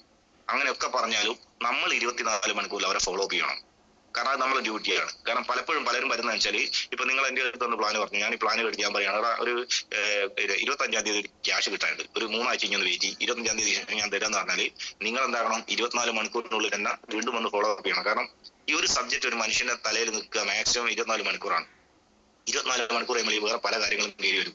നിങ്ങൾ പറയുന്ന സമയത്ത് എനിക്ക് ഇത് വാങ്ങണം എന്നൊക്കെ തോന്നിയിട്ടുണ്ടാവും, പക്ഷെ നാളെ എന്റെ പ്രശ്നം വേറെ ആയിരിക്കും, മറ്റന്നാളെ എന്റെ പ്രശ്നം വേറെ ആയിരിക്കും. അപ്പൊ ഈ സാധനം എന്റെ മൈൻഡിൽ നിന്ന് ഔട്ടായി പോകും. അപ്പൊ ഫസ്റ്റ് സിസ്റ്റം എന്ന് പറയുന്നത് 24 മണിക്കൂറിൽ നിങ്ങൾ ആ വ്യക്തിനെ ഫോളോ അപ്പ് ചെയ്യണം. ഫോളോ അപ്പ് ചെയ്യാൻ പറ്റാത്തൊരു വ്യക്തിക്ക് നിങ്ങൾ വർക്ക് കൊടുക്കരുത്. അതായത് പാമ്പിനെ അടിച്ചു കഴിഞ്ഞാൽ പാമ്പിനെ കൊല്ലണം, ഇല്ലെങ്കിൽ ആ പാമ്പായി ഏറ്റവും വലിയ വിഷം കുത്തുക. അതുപോലെ തന്നെയാണ് നിങ്ങൾ വർക്ക് കൊടുത്തിട്ട് ഫോളോ അപ്പ് ചെയ്യേണ്ട ഒരാൾ സ്റ്റാർട്ട് ചെയ്തിട്ടില്ലെങ്കിൽ നിങ്ങൾ അതിന്റെ തൊട്ടടുത്തൊക്കെ വർക്ക് കൊടുക്കുന്ന സമയത്ത് ഇയാൾ എന്താക്കും, നെഗറ്റീവ് ആക്കും. ഇത് ഞാനും പണ്ട് കേട്ടതാ, ഇതൊന്നും വലിയ കാര്യമൊന്നുമില്ല എന്ന് പറഞ്ഞാൽ അയാൾ എന്താക്കും, നമ്മളെ റിജക്ട്, ആ വ്യക്തിനെ കൂടി നെഗറ്റീവ് ആക്കും. അപ്പൊ ഫസ്റ്റ് ഫോളോ അപ്പിന്റെ ഒരു സിസ്റ്റം എങ്ങനെയാണ്? ഫസ്റ്റ് ഫോളോ അപ്പ് നിങ്ങൾ ചെയ്യേണ്ടത് 24 മണിക്കൂറിനുള്ളതാണ്. 24 മണിക്കൂറിൽ നിങ്ങൾ ആ വ്യക്തിനെ ഫോളോ അപ്പ് ചെയ്തിരിക്കണം. എന്ത് തിരക്കുണ്ടെങ്കിലും ഫോളോ അപ്പ് ചെയ്തിരിക്കണം. ഇനി 24 മണിക്കൂറിൽ ചിലപ്പോൾ എല്ലാ സെയിലും ക്ലോസ് ആവണമെന്നില്ല. അപ്പൊ നമ്മുടെ രണ്ടാമത്തെ ഫോളോ അപ്പ് വരുന്നത് 3-ാമത്തെ ദിവസമാണ്. ഫസ്റ്റ് നമ്മൾ 24 മണിക്കൂർ ഫോളോ അപ്പ് ചെയ്തു. സെക്കൻഡ് ഫോളോ അപ്പ് വരുന്നത് 3-ാമത്തെ ദിവസമാണ്. 3-ാമത്തെ ദിവസം നമ്മൾ എന്താകണം, നിർബന്ധമായിട്ട് അവരെ ഫോളോ അപ്പ് ചെയ്യണം. ഇനി 3-ാമത്തെ ദിവസം, അതായത് സെക്കൻഡ് ഫോളോ അപ്പിൽ അവർ ക്ലോസ് ചെയ്തില്ലെങ്കിൽ നമ്മൾ തേർഡ് ഫോളോ അപ്പ് ചെയ്യും. തേർഡ് ഫോളോ അപ്പ് എന്ന് വെച്ചാൽ 7-ാമത്തെ ദിവസമാണ്. മനസ്സിലായോ? 7-ാമത്തെ ദിവസം നിങ്ങൾ എന്താക്കുക, ആ വ്യക്തിനെ വീണ്ടും റീഫോളോ അപ്പ് ചെയ്താൽ നിങ്ങൾ ആദ്യം പറഞ്ഞ സമയത്ത് അയാൾ 10% ആണെങ്കിൽ, രണ്ടാമത്തെ സമയം 25% ആണെങ്കിൽ, 3-ാമത്തെ ഫോളോ അപ്പിൽ 40% ആയിട്ടുണ്ടാവും. 7-ാമത്തെ ദിവസം ആ വ്യക്തി നിങ്ങളോട് സ്റ്റാർട്ട് ചെയ്തിരിക്കില്ല, മീൻസ് 7-ാമത്തെ ദിവസം നിങ്ങളോട് 3-ാമത്തെ ഫോളോ അപ്പിൽ സ്റ്റാർട്ട് ചെയ്തിരിക്കില്ലെങ്കിൽ അടുത്ത ഫോളോ അപ്പ് വരുന്നത് 21-ാമത്തെ ദിവസം, 21 days. ആ ദിവസം എന്താക്കുക, നിങ്ങൾ അയാളെ ഫോളോ അപ്പ് ചെയ്യാം. വെറുതെ ഒന്ന് ഫോളോ അപ്പ് ചെയ്ത് വെക്കുക. 21 ഫോളോ അപ്പ് ചെയ്തിരിക്കുക. കപ്പാസിറ്റി ഉള്ള വ്യക്തിയാണെങ്കിൽ കേട്ടോ, വെറുതെ പ്രൊഡക്റ്റ് കൊടുക്കാനാണെങ്കിൽ ഇങ്ങനെ 2-3 ദിവസം കഴിഞ്ഞ് ഫോളോ അപ്പ് ചെയ്യാം. നല്ല ലീഡർഷിപ്പ് ഉള്ള വ്യക്തിയാണെങ്കിലാണ് ഞാൻ പറയുന്നത്. 21-ാമത്തെ ദിവസം ഫോളോ അപ്പ് സെയിൽ ക്ലോസ് ആയിട്ടില്ലെങ്കിൽ 49-ാമത്തെ ദിവസം എന്താണ് അടുത്ത ഫോളോ അപ്പ്. 49 വന്നിട്ടില്ലെങ്കിൽ 6-ാമത്തെ ഫോളോ അപ്പ് വരുന്നത് 100-ാമത്തെ ദിവസം. ലാസ്റ്റ് ഫോളോ അപ്പ് 7-ാമത്തെ ഫോളോ അപ്പ് സിസ്റ്റം പറയുന്നത് 365, അതായത് ഒരു വർഷം കഴിയുമ്പോൾ ഫോളോ അപ്പ് ചെയ്യാം. ഈ ഫോളോ അപ്പ് 7 ഫോളോ അപ്പ് താങ്ങാനുള്ള കപ്പാസിറ്റി ഉള്ള ഒരു ലീഡർ മലയാളത്തിൽ ഇല്ല എന്നാണ് സിസ്റ്റം പറയുന്നത്. നിങ്ങൾ എത്ര വലിയ ലീഡർ ആണെങ്കിലും ഈ ഒരു സിസ്റ്റം പ്രകാരം നിങ്ങൾ 7-ാമത്തെ ഫോളോ അപ്പിൽ അയാൾ സെയിൽ ക്ലോസ് ആയിരിക്കും എന്നാണ് സിസ്റ്റം പറയുന്നത്. 7ാമത്തെ ഫോളോ അപ്പ് പിന്നെ പോയിട്ട് കരയാൻ നിൽക്കരുത്. നമ്മൾ ആദ്യം പോയ രീതിയിൽ അയക്കരുത്. 7ാമത്തത് ഒരു കൊല്ലം കൊണ്ട് നമ്മൾ ഇതിൽ കൂടി മാറ്റം ഉണ്ടാക്കിയിട്ടുണ്ടാവും. എന്നിട്ട് പോയിട്ട് എന്ത് പറയണം, എടാ ഞാൻ ഇതിലൂടെ വന്നാലും ജസ്റ്റ് ഒന്ന് കയറ്റി ചെയ്താ, ഞാനിപ്പോ ബിസിനസ് എടുത്ത് ഇത്ര ലക്ഷം വരുമാനം ഉണ്ടാക്കി, എന്റെ അടുത്ത ടാർഗറ്റ് അടുത്ത വർഷം എന്റെ വരുമാനം ഇത്ര ഉണ്ടാക്കലാണ്, ഞാൻ അതിന് വേണ്ടി ഓടിക്കൊണ്ടിരിക്കുക, എന്റെ കൂടെ വന്ന ആൾക്കാരുടെ ഇത്ര വരുമാനം മേടിച്ച്. അന്ന് ഞാൻ എന്നോട് ഒരു കാര്യം പറഞ്ഞല്ലോ, ഞാൻ ജസ്റ്റ് ഇതിലൂടെ വന്ന സമയത്ത് കയറിയിട്ട് എന്നെ കണ്ടിട്ട് പോകാന്ന് പറഞ്ഞാൽ അവിടെ നിന്ന് വിട്ടേക്കണം, അവിടെ നിൽക്കരുത്. ആ ഒരു സാധനം കൊടുത്താണ്ടല്ലോ ഇവൻ വളരെ സീരിയസ് ആണ്, ഇവൻ ഭയങ്കര ഫോക്കസ്ഡ് ആണെന്ന് മനസ്സിലാക്കി കഴിഞ്ഞാൽ എത്ര വലിയ കൊമ്പനാണെങ്കിലും നമ്മൾ ഒരു സ്റ്റാർട്ട് ചെയ്യും. മനസ്സിലായോ? ഫോളോ അപ്പിന് പോയി കഴിഞ്ഞാൽ ദയവ് ചെയ്ത് എന്താക്കരുത്, ഒരുപാട് സമയം അവിടെ ഇരിക്കരുത്. ചില ആൾക്കാർക്ക് പറ്റുന്ന മിസ്റ്റേക്ക് എന്ന് വെച്ചാൽ ഇപ്പൊ നാളെ ഒരു ഫോളോ അപ്പ് മാത്രമേ എനിക്ക് വർക്കുള്ളൂ നിൽക്കുക. ഞാനിപ്പോ നിങ്ങളെ വീട്ടിൽ വന്നിട്ട് രാവിലെ വന്നിട്ട് അവിടെ ഇരുന്നിട്ട് ഈ ഫോളോ അപ്പ് ചെയ്ത് ഇങ്ങനെ ഇരിക്കുക. രാവിലത്തെ ചായ അവിടെ നിന്ന് കുടിച്ച് ഉച്ചക്കത്തെ ചോറ് അവിടെ നിന്ന് നിന്നാ നോക്കരുത്. അതായത് ഒരു ഫോളോ അപ്പിന് മാക്സിമം ഒരു ടൈം എന്ന് പറഞ്ഞാൽ ഒരു 20 മിനിറ്റ് കൂടുതൽ ഇരിക്കരുത്. Maximum 20 minute. ഓരോന്നിനും ഓരോ സമയമുണ്ട്. അല്ല നമ്മൾ സമയം തെറ്റിക്കഴിഞ്ഞാൽ എന്താക്കും, സെയിലാണെങ്കിലും ഫോളോ അപ്പ് ആണെങ്കിലും ഒക്കെ എന്താകും, ക്ലോസ് ആവാത്തൊരവസ്ഥ വരും. ഇനി അടുത്തെന്തെങ്കിലും ചോദ്യം ഉണ്ടോ? ഫീൽഡിൽ നിന്ന് നിങ്ങൾക്ക് വരുന്ന ഏറ്റവും പ്രധാനപ്പെട്ട 1-2 എല്ലാം കൂടി ചോദിക്കണ്ട, കാരണം ഒരുപാട് ആൾക്കാരുണ്ട്. എല്ലാവരും ചോദിച്ചു കഴിഞ്ഞാൽ ഈ പ്രോഗ്രാം ഉച്ചയ്ക്ക് തീരില്ല.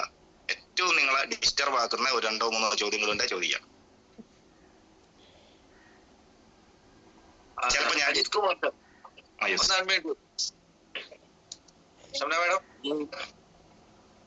Hello Ajas sir. Yes sir, പറയൂ സർ. Good morning.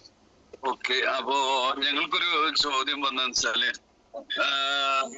നിലവില് നമ്മള് ചില്ലുകുപ്പിയില് വെള്ളം വെച്ച് അതിന് പുറമെ വാട്ടർ എനർജി പേര് ചുറ്റിക്കഴിഞ്ഞാല് എങ്ങനെ ഇത് മാഗ്നറ്റഡ് വാട്ടർ ആകുന്നു എന്നുള്ള ചോദ്യമാണ്. നല്ലൊരു ചോദ്യമാണ്. അതായത് ആക്ച്വലി എന്താ സംഭവിക്കുന്നത് വെച്ചാല്, നമ്മൾ ആ ചില്ലുബോട്ടിലാണ്, ചില്ലിലൂടെ വേഗം എന്താക്കും, മാഗ്നറ്റിന്റെ പവർ പാസ് ചെയ്യും. ചില്ലിലൂടെയാണ് ഏറ്റവും പെട്ടെന്ന് നമ്മുടെ കൈ പവർ പാസ് ചെയ്യാം.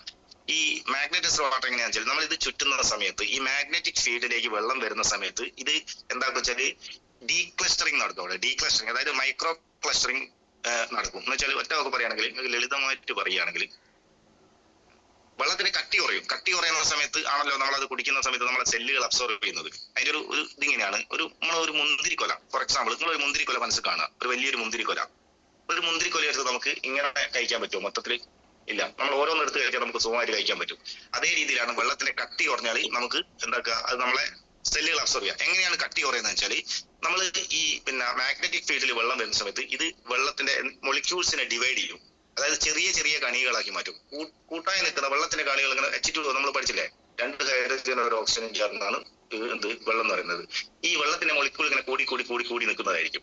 ഈ മാഗ്നറ്റിക് ഫീൽഡ് വരുന്ന സമയത്ത് എന്താകും, അത് ഇങ്ങനെ സ്ട്രക്ചർ ഡിവൈഡ് ആയിട്ട് ചെറിയ ചെറിയ കണികളായിട്ട് എന്താകും അവിടെ ആയിട്ട് ഇതായിട്ട് നിൽക്കും. ആ സാധനമാണ് അവിടെ സംഭവിക്കുന്നത്. വെള്ളത്തിന് ഡീക്ലസ്റ്ററിങ് നടക്കും. സാന്ദ്രത കുറയാന്ന് പറയും മലയാളത്തിൽ, കട്ടി കുറയുക. അത് തന്നെ തന്മാത്രകളെ വിഘടിപ്പിച്ച് ചെറിയ കണികൾ, മാഗ്നറ്റിന്റെ പവർ കൊണ്ട് വെള്ളത്തിലൂടെ മാഗ്നറ്റ് പാസ് ചെയ്യുന്ന സമയത്ത് എന്താക്കും, മാഗ്നറ്റിന്റെ പവർ കൊണ്ട് വെള്ളത്തിന്റെ തന്മാത്രകളെ വിഘടിപ്പിച്ച് ചെറിയ ചെറിയ കണികളാക്കി മാറ്റും. അത് ചില്ലിലാകുമ്പോൾ പെട്ടെന്ന് നടക്കും. കാരണം ചില്ലിൽ കൂടി എന്താകും, പെട്ടെന്ന് ഈ സാധനം പാസ് ചെയ്യും. കൂടുതൽ എക്സ്പ്ലനേഷൻ എനിക്ക് തോന്നുന്നു അതിനെ പറ്റിയൊക്കെ എന്താക്കുന്നുണ്ട്, RK സാർ കൃത്യമായിട്ട് എന്താക്കുന്നുണ്ട് അതിനെ പറ്റി ക്ലാസ് എടുത്താണ്. ഒരു ലേഡി ഞങ്ങള് സംസാരിച്ചുകൊണ്ടിരിക്കുമ്പോ നല്ല ക്വാളിഫൈഡ് ആയിട്ടുള്ള ഒരു ലേഡി ചോദിച്ചതാ, നിങ്ങൾക്ക് പ്രൂവ് ചെയ്യാൻ പറ്റുമോ, പ്രൂവ് ചെയ്ത് കാണിക്കോ, അങ്ങനെ എന്നാൽ പറഞ്ഞ് നമ്മള് ഒരു അപ്പൊ നമ്മള് ഡെമോ കാണിച്ചു തരാം. അപ്പൊ ഡെമോ ഒന്നും ഇപ്പുറത്ത് പറ്റുന്നില്ല. നമുക്ക് കാണിക്കാനുള്ള ലൈവ് കാണിക്കാൻ ഡെമോ മാത്രമേ ഉള്ളൂ. ഈ വെള്ളം കൊണ്ട് സാനിറ്റൈസർ ചെയ്യുമ്പോൾ സാനിറ്റൈസ് ചെയ്ത് കഴിഞ്ഞാല് നമുക്ക് അത് അന്നേരം തന്നെ സ്പോട്ടിൽ ലൈവ് കാണിച്ചു തരാം. അപ്പൊ ലേഡി ആയതുകൊണ്ട് മുമ്പ് അതൊന്നുമില്ല. അപ്പൊ കുറച്ച് ഇതായി. അങ്ങനെ നിങ്ങൾ പറയുന്നതാണ് നിങ്ങൾക്ക് കാണിക്കാൻ പറ്റില്ല, പ്രൂവ് ഉണ്ടോ, ഇങ്ങനെയൊക്കെ പറഞ്ഞു. അപ്പൊ നമ്മള് കാര്യങ്ങൾ പറഞ്ഞു, ഇതൊക്കെ പറഞ്ഞു കൊടുക്കും. ക്ലോസിംഗ് ആയില്ല. ചില ആളുകളുണ്ടല്ലോ, ചില ആള് വാശി പിടിച്ചു കളയും, തർക്കിച്ചു കളയും. അവർക്ക് അറിയില്ലെങ്കിലും അവരെന്താക്കും, വാശി പിടിക്കും. ഇതുപോലെ ക്രൂഡ് ആണോ, കാണാൻ പറ്റുമോ, മാഗ്നറ്റിന്റെ പവർ കാണാൻ പറ്റുമോ? എന്നോട് ഒരാൾ ചോദിച്ചു, മാഗ്നറ്റിന്റെ പവർ കാണാൻ പറ്റുമോ ചോദിച്ചു. ഞാൻ ചോദിച്ചു, നിങ്ങൾ കാണാൻ പറ്റില്ല, കാണാൻ പറ്റാത്ത വിശ്വസിക്കാൻ പറ്റില്ല. ഞാൻ ചോദിച്ചു, നിങ്ങൾ ഡെയിലി ഓക്സിജൻ എടുക്കില്ലേ, ഓരോ മിനിറ്റിൽ ഓക്സിജൻ എടുക്കില്ലേ ചോദിച്ചാൽ. ഞാൻ ചോദിച്ചു, കാണാറുണ്ടോ ചോദിച്ചു. ചില ആൾക്കാരെ നമ്മൾ എന്താക്കണം, ഒരു മുട്ടാപ്പൊക്ക് ന്യായം പറഞ്ഞ് കട്ട് ചെയ്ത് കളയണം. എല്ലാവരും എന്താക്കല്ലേ ഇത് ചെയ്യലാണ് നമുക്ക്. അതായത് നിങ്ങൾ ശ്രദ്ധിക്കേണ്ട കാര്യം, നിങ്ങൾ പറഞ്ഞിട്ട് അയാൾ ക്ലോസ് ആകുന്നില്ല എന്ന് കണ്ടു കഴിഞ്ഞാൽ മാക്സിമം പറയാം, എന്നിട്ട് പറ്റുന്നില്ലെങ്കിൽ അവരെ കൺഫ്യൂഷൻ ആയി കളിയാം, വിട്ടേക്കുക. അവരെന്താ നാളെ നമ്മളെ നെഗറ്റീവ്, നമ്മൾ പോയി പറയുന്ന ആൾക്കാരെ വേറെ ആൾക്കാരെ നെഗറ്റീവ് ആക്കാത്ത രീതിയിൽ എന്തെങ്കിലും കൺഫ്യൂഷൻ ആക്കിയിട്ട് അവിടെ നിന്ന് വരിക.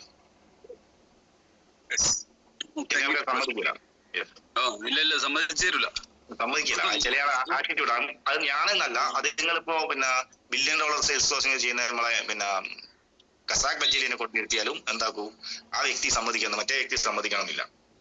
അത് ചില ആറ്റിറ്റ്യൂഡാണ്. നിങ്ങള് താങ്ക് യു. അപ്പൊ നിങ്ങൾ ഇതിൽ പറഞ്ഞ എസ്പെക്ട് അത് സൂപ്പർ ആയിട്ടുണ്ട്, അതില് ഞാൻ ഓക്കെ ആയിട്ടുണ്ട്. അപ്പൊ അവിടെ കൊടുക്കേണ്ടത് എക്സ്പെക്ട് ആയിരുന്നു. കാരണം ശരിയായിരുന്നു, നിങ്ങൾ പറഞ്ഞത് കറക്റ്റ് ആണ്. ഞാനും ഇതേപോലെ ആയിരുന്നു, കൺഫ്യൂസ്ഡ് ആയിരുന്നു ഇതെങ്ങനെ മാഗ്നറ്റ് ആകുന്നത്.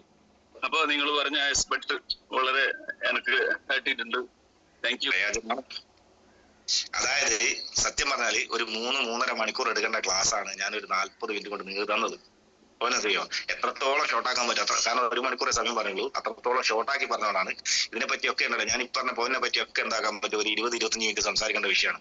എപ്പോഴെങ്കിലും നമുക്കൊരു ഫിസിക്കൽ മീറ്റിംഗ് വരികയാണെങ്കിൽ കുറച്ചും കൂടി ഡീപ്പായിട്ട് നമുക്ക് എക്സ്പ്ലെയിൻ ചെയ്യാം. ഓക്കെ, വേറെ എന്തെങ്കിലും സംശയം ആർക്കെങ്കിലും ഉണ്ടോ? Good morning sir. Good morning. Yes sir ഇപ്പൊ പറഞ്ഞത് 40 മിനിറ്റ് കൊണ്ട് തീർത്തത് പറഞ്ഞു. പക്ഷെ ആ 40 മിനിറ്റ് തന്നെ വളരെ വാല്യുബിൾ ആയിട്ടുള്ള കുറെ ഒരുപാട് കാര്യങ്ങൾ, ചെറിയ ഒരുപാട് കാര്യങ്ങൾ കിട്ടിയിട്ടുണ്ട്. Thank you. താങ്ക്സ്. അപ്പം ഞങ്ങൾക്ക് ഡൗട്ട് സാറേ, ഞാൻ ഇതിന് മുന്നേ എന്ന് വെച്ച് കഴിഞ്ഞാല് തലശ്ശേരി ഒരു വർക്ക് കൊടുക്കാൻ പോയി. അപ്പൊ വർക്ക് കൊടുത്ത് അവര് ഓക്കെ ഞാൻ നിങ്ങൾ അടുത്ത ആഴ്ച വരൂ, ഞാൻ നോക്കാമെന്ന് പറഞ്ഞു. പിറ്റത്തെ ആഴ്ച ഞാൻ പോകുന്ന സമയത്ത് അവിടെ മൂപ്പരുടെ ഒരു സ്റ്റാഫ് കൂടി ഉണ്ടായിരുന്നു. അപ്പം അവര് പിന്നെ വളരെ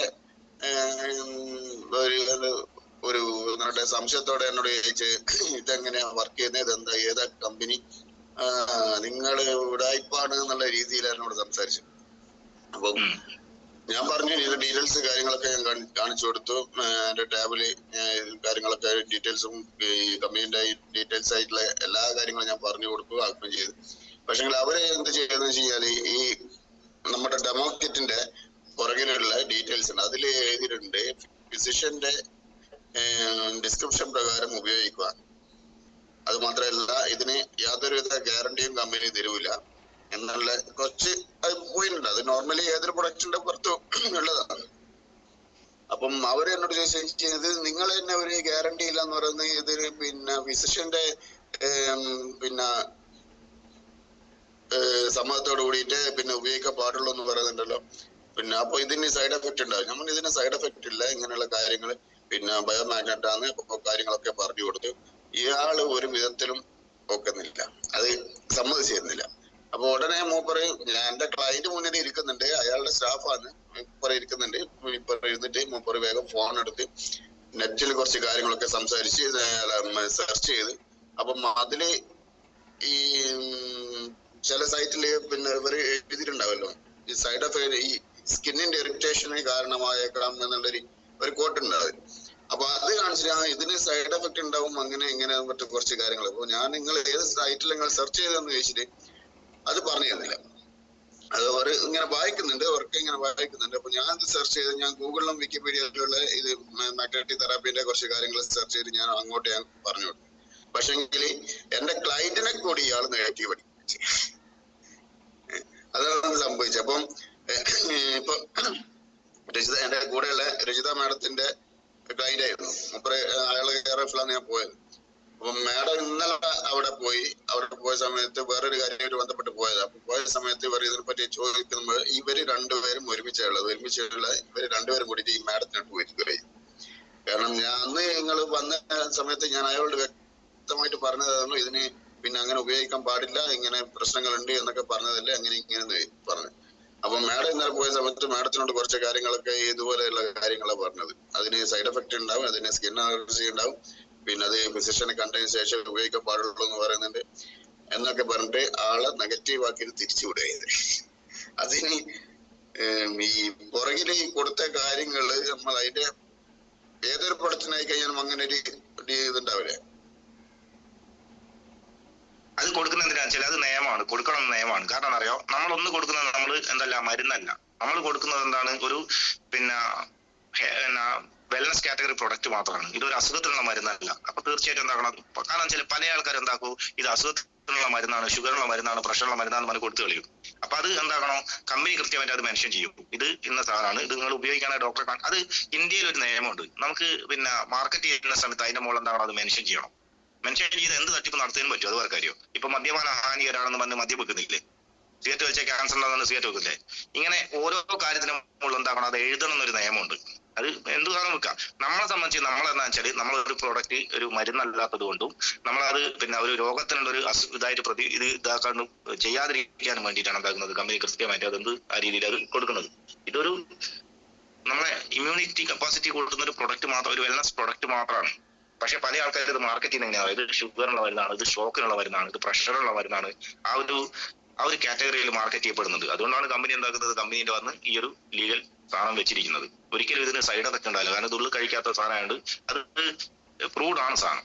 ഇതിന് സൈഡ് എഫക്ട് ഇല്ലാന്ന് ഓൾറെഡി പ്രൂവ്ഡ് ആണ്. പക്ഷെ ചില ആൾക്കാർ, ഞാൻ പറഞ്ഞേ, ചില ആൾക്കാർ എല്ലാ കൂട്ടത്തിലും ഉണ്ടാവും. ഒന്ന് ആളാവാൻ വേണ്ടിയിട്ട് എനിക്ക് ഇതിനെപ്പറ്റി കുറച്ച് കൂടുതൽ കാര്യം അറിയാമെന്ന് പറയാൻ വേണ്ടിയിട്ട് അഭിപ്രായം പറയും. മലയാളിയുടെ ഏറ്റവും വലിയ പ്രത്യേകത വെച്ചാൽ ഒരു കാര്യം അറിയില്ലെങ്കിൽ അതിനെപ്പറ്റി അഭിപ്രായം പറയാൻ 100 നാവാം. ഇപ്പൊ വൈറ്റ് ഹൗസ്, അമേരിക്കയുടെ പ്രസിഡന്റ് താമസിക്കുന്ന വൈറ്റ് ഹൗസിനെ പറ്റി ഒരു അഭിപ്രായം ചോദിച്ചാൽ 10 ആളുകൾ സഭയെ ചോദിച്ചാൽ 10 ആളുകളെ പറ്റി അഭിപ്രായം പറയും. ചില ആൾക്കാർ അത് കേട്ടിട്ട് പോലും ഉണ്ടാവില്ല. അതിപ്പം വെള്ളം പൈറ്റടിച്ച പറയാന്നവരെ പറഞ്ഞോളൂ ആൾക്കാർ. അതായത് അഭിപ്രായം പറയാൻ ആളുകൾക്ക് ഭയങ്കര ഇഷ്ടമാണ്.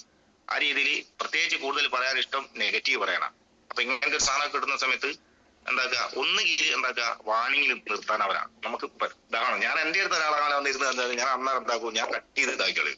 ഞാൻ ഓൻ ഇത് നെഗറ്റീവ് ആകുന്ന കണ്ടു കഴിഞ്ഞാൽ ഓനെ ഞാൻ നശിപ്പിക്കുക. ഞാൻ റാവിസ്താറിന്ന് പഠിച്ചതാ. ഒരാള് നമ്മളെ നശിപ്പിക്കാൻ തുടങ്ങി ഇറങ്ങിയാൽ പിന്നെ ഓനെ നശിപ്പിച്ചേക്കണം. പിന്നെ ഓൻ എന്താക്കുന്നത് വേറൊരാളെ നശിപ്പിക്കാൻ പോകരുത്. ആ രീതിയിൽ ഞാൻ എന്താക്കും, തിരിച്ച് ഞാൻ കൗണ്ടർ അറ്റാക്ക് അടിക്കും. എല്ലാവരും അങ്ങനെ പാവണമെന്നല്ല, ഞാൻ എന്റെ ഒരു ഫീൽഡ് എക്സ്പീരിയൻസ് വെച്ചാണ് ഞാൻ ചെയ്യാറ്. നിങ്ങൾ എന്താക്കുക, പറ്റൂല എന്ന് കണ്ടു കഴിഞ്ഞാൽ എന്താക്കുക, പരമാവധി അയാൾ ഇല്ലാത്ത സമയത്ത് പിന്നെ ഫോളോ അപ്പിൽ കാര്യം പറഞ്ഞ് മനസ്സിലാക്കുക. കാരണം കാര്യം പറഞ്ഞാൽ മനസ്സിലാവുന്നവരോട് പറഞ്ഞാലേ കാര്യമുള്ളൂ. ചില ആൾക്കാർക്ക് പറഞ്ഞാൽ മനസ്സിലാവില്ല. അങ്ങനെ ആൾക്കാരെ വിട്ടേക്കുക. എക്സ്പെർട്ട് തിയറി പറ്റാത്ത ആൾക്കാരും ഉണ്ട് കേട്ടോ. എല്ലാവരുടെ അടുത്ത് എക്സ്പെർട്ട് തിയറി പറ്റിയില്ല, അത് വേറെ കാര്യം. ശ്രദ്ധിക്കുക.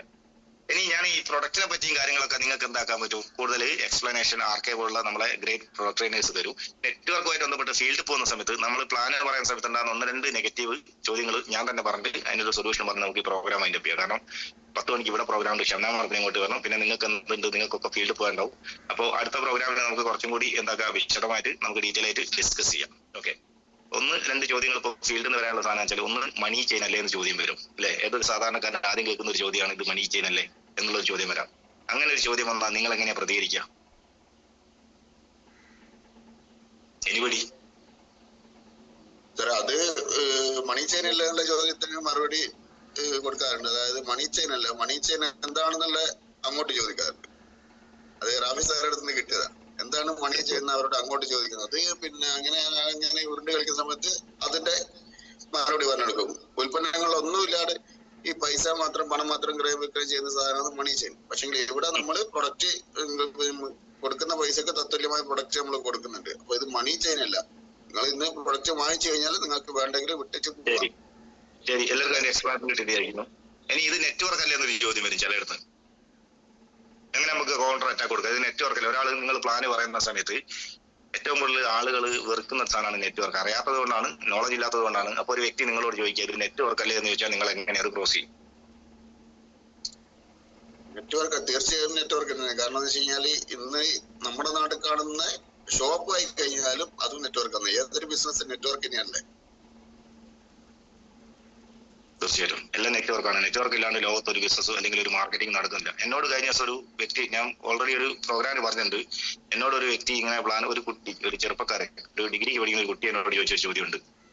കുറച്ച് ആൾക്കാർ ആളായി ചോദിച്ചാൽ ഇത് നെറ്റ്വർക്ക് എന്തൊക്കെ പറഞ്ഞാൽ ഇത് നെറ്റ്വർക്ക് അല്ലേ എന്ന്. അപ്പൊ ഞാൻ അവനോട് തിരിച്ചു ചോദിച്ച ഒരു ചോദ്യമാണ്. എപ്പോഴും മറുചോദ്യം എന്നല്ല, ഒരു ചോദ്യം അങ്ങോട്ട് ചോദിക്കുന്നവരോട് നമ്മളത് മറുചോദ്യം ചോദിച്ചു കഴിഞ്ഞാൽ പരമാവധി എന്താക്കും, അടങ്ങും. നേരത്തെ നിങ്ങൾ ചോദിച്ചതിനോട് മണി ചെയിൻ വെച്ചാൽ എന്താ മണി ചെയിൻ വെച്ചാൽ അയാൾ അറിഞ്ഞില്ലേ. ഇതേ രീതിയിൽ ഇത് നെറ്റ്വർക്ക് അല്ലേ ചോദിച്ചാൽ നമുക്ക് എന്താ പറയാ, നെറ്റ്വർക്ക് മാർക്കറ്റിംഗ് അല്ലേ എന്ന് ചോദിച്ചു കഴിഞ്ഞാൽ അടുത്ത ചോദ്യം ഒരു ചോദ്യം അങ്ങോട്ട് ചോദിച്ചാൽ മതി. എന്ത് നെറ്റ്വർക്ക് ഇല്ലാതെ ലോകത്ത് നടക്കുന്ന ഒരു മാർക്കറ്റിംഗ് എന്ന് പറഞ്ഞു ചോദിക്കുക. നിങ്ങളിപ്പോൾ ഉപയോഗിക്കുന്ന ഫോൺ ഏതാ? ഇന്ന ഫോണാണ്. അത് നിങ്ങൾ കമ്പനി പോയിട്ടാണോ മേടിച്ചത്? നിങ്ങളുടെ കയ്യിലേക്ക് എത്തിയത് ഒരു നെറ്റ്വർക്കിലൂടെയല്ലേ? നിങ്ങൾ വീട്ടിലേക്ക് വാങ്ങിക്കുന്ന എന്ത് സാധനം, ഒരു സോപ്പോ പേസ്റ്റോ എന്തോ ആയിക്കോട്ടെ, നിങ്ങളുടെ കയ്യിൽ ഫാക്ടറിയിൽ നിന്ന് നേരിട്ടല്ല വരുന്നത്, അതൊരു നെറ്റ്വർക്കിലൂടെയാണ് വരുന്നത്. അപ്പോ എല്ലാം സംഭവിക്കുന്ന ഒരു നെറ്റ്വർക്കിലൂടെയാണ്. പക്ഷെ ആ നെറ്റ്വർക്ക് ഉപയോഗപ്പെടുത്തി ആളുകൾ ചെയ്യുന്നതാണ് അത് തെറ്റാണോ ശരിയാണോ എന്ന് തീരുമാനിക്കുന്നത്. ചില കാര്യങ്ങൾ നല്ല ഇതിന് ഉപയോഗിക്കും, ചിലത് മോശത്തിന് ഉപയോഗിക്കും. ഇപ്പൊ മണി ചെയിൻ പോലത്തെ സാധനങ്ങൾ മോശമായിട്ട് വരുന്നത് കൊണ്ട് എന്താകും, ആ രീതിയിൽ പോകും.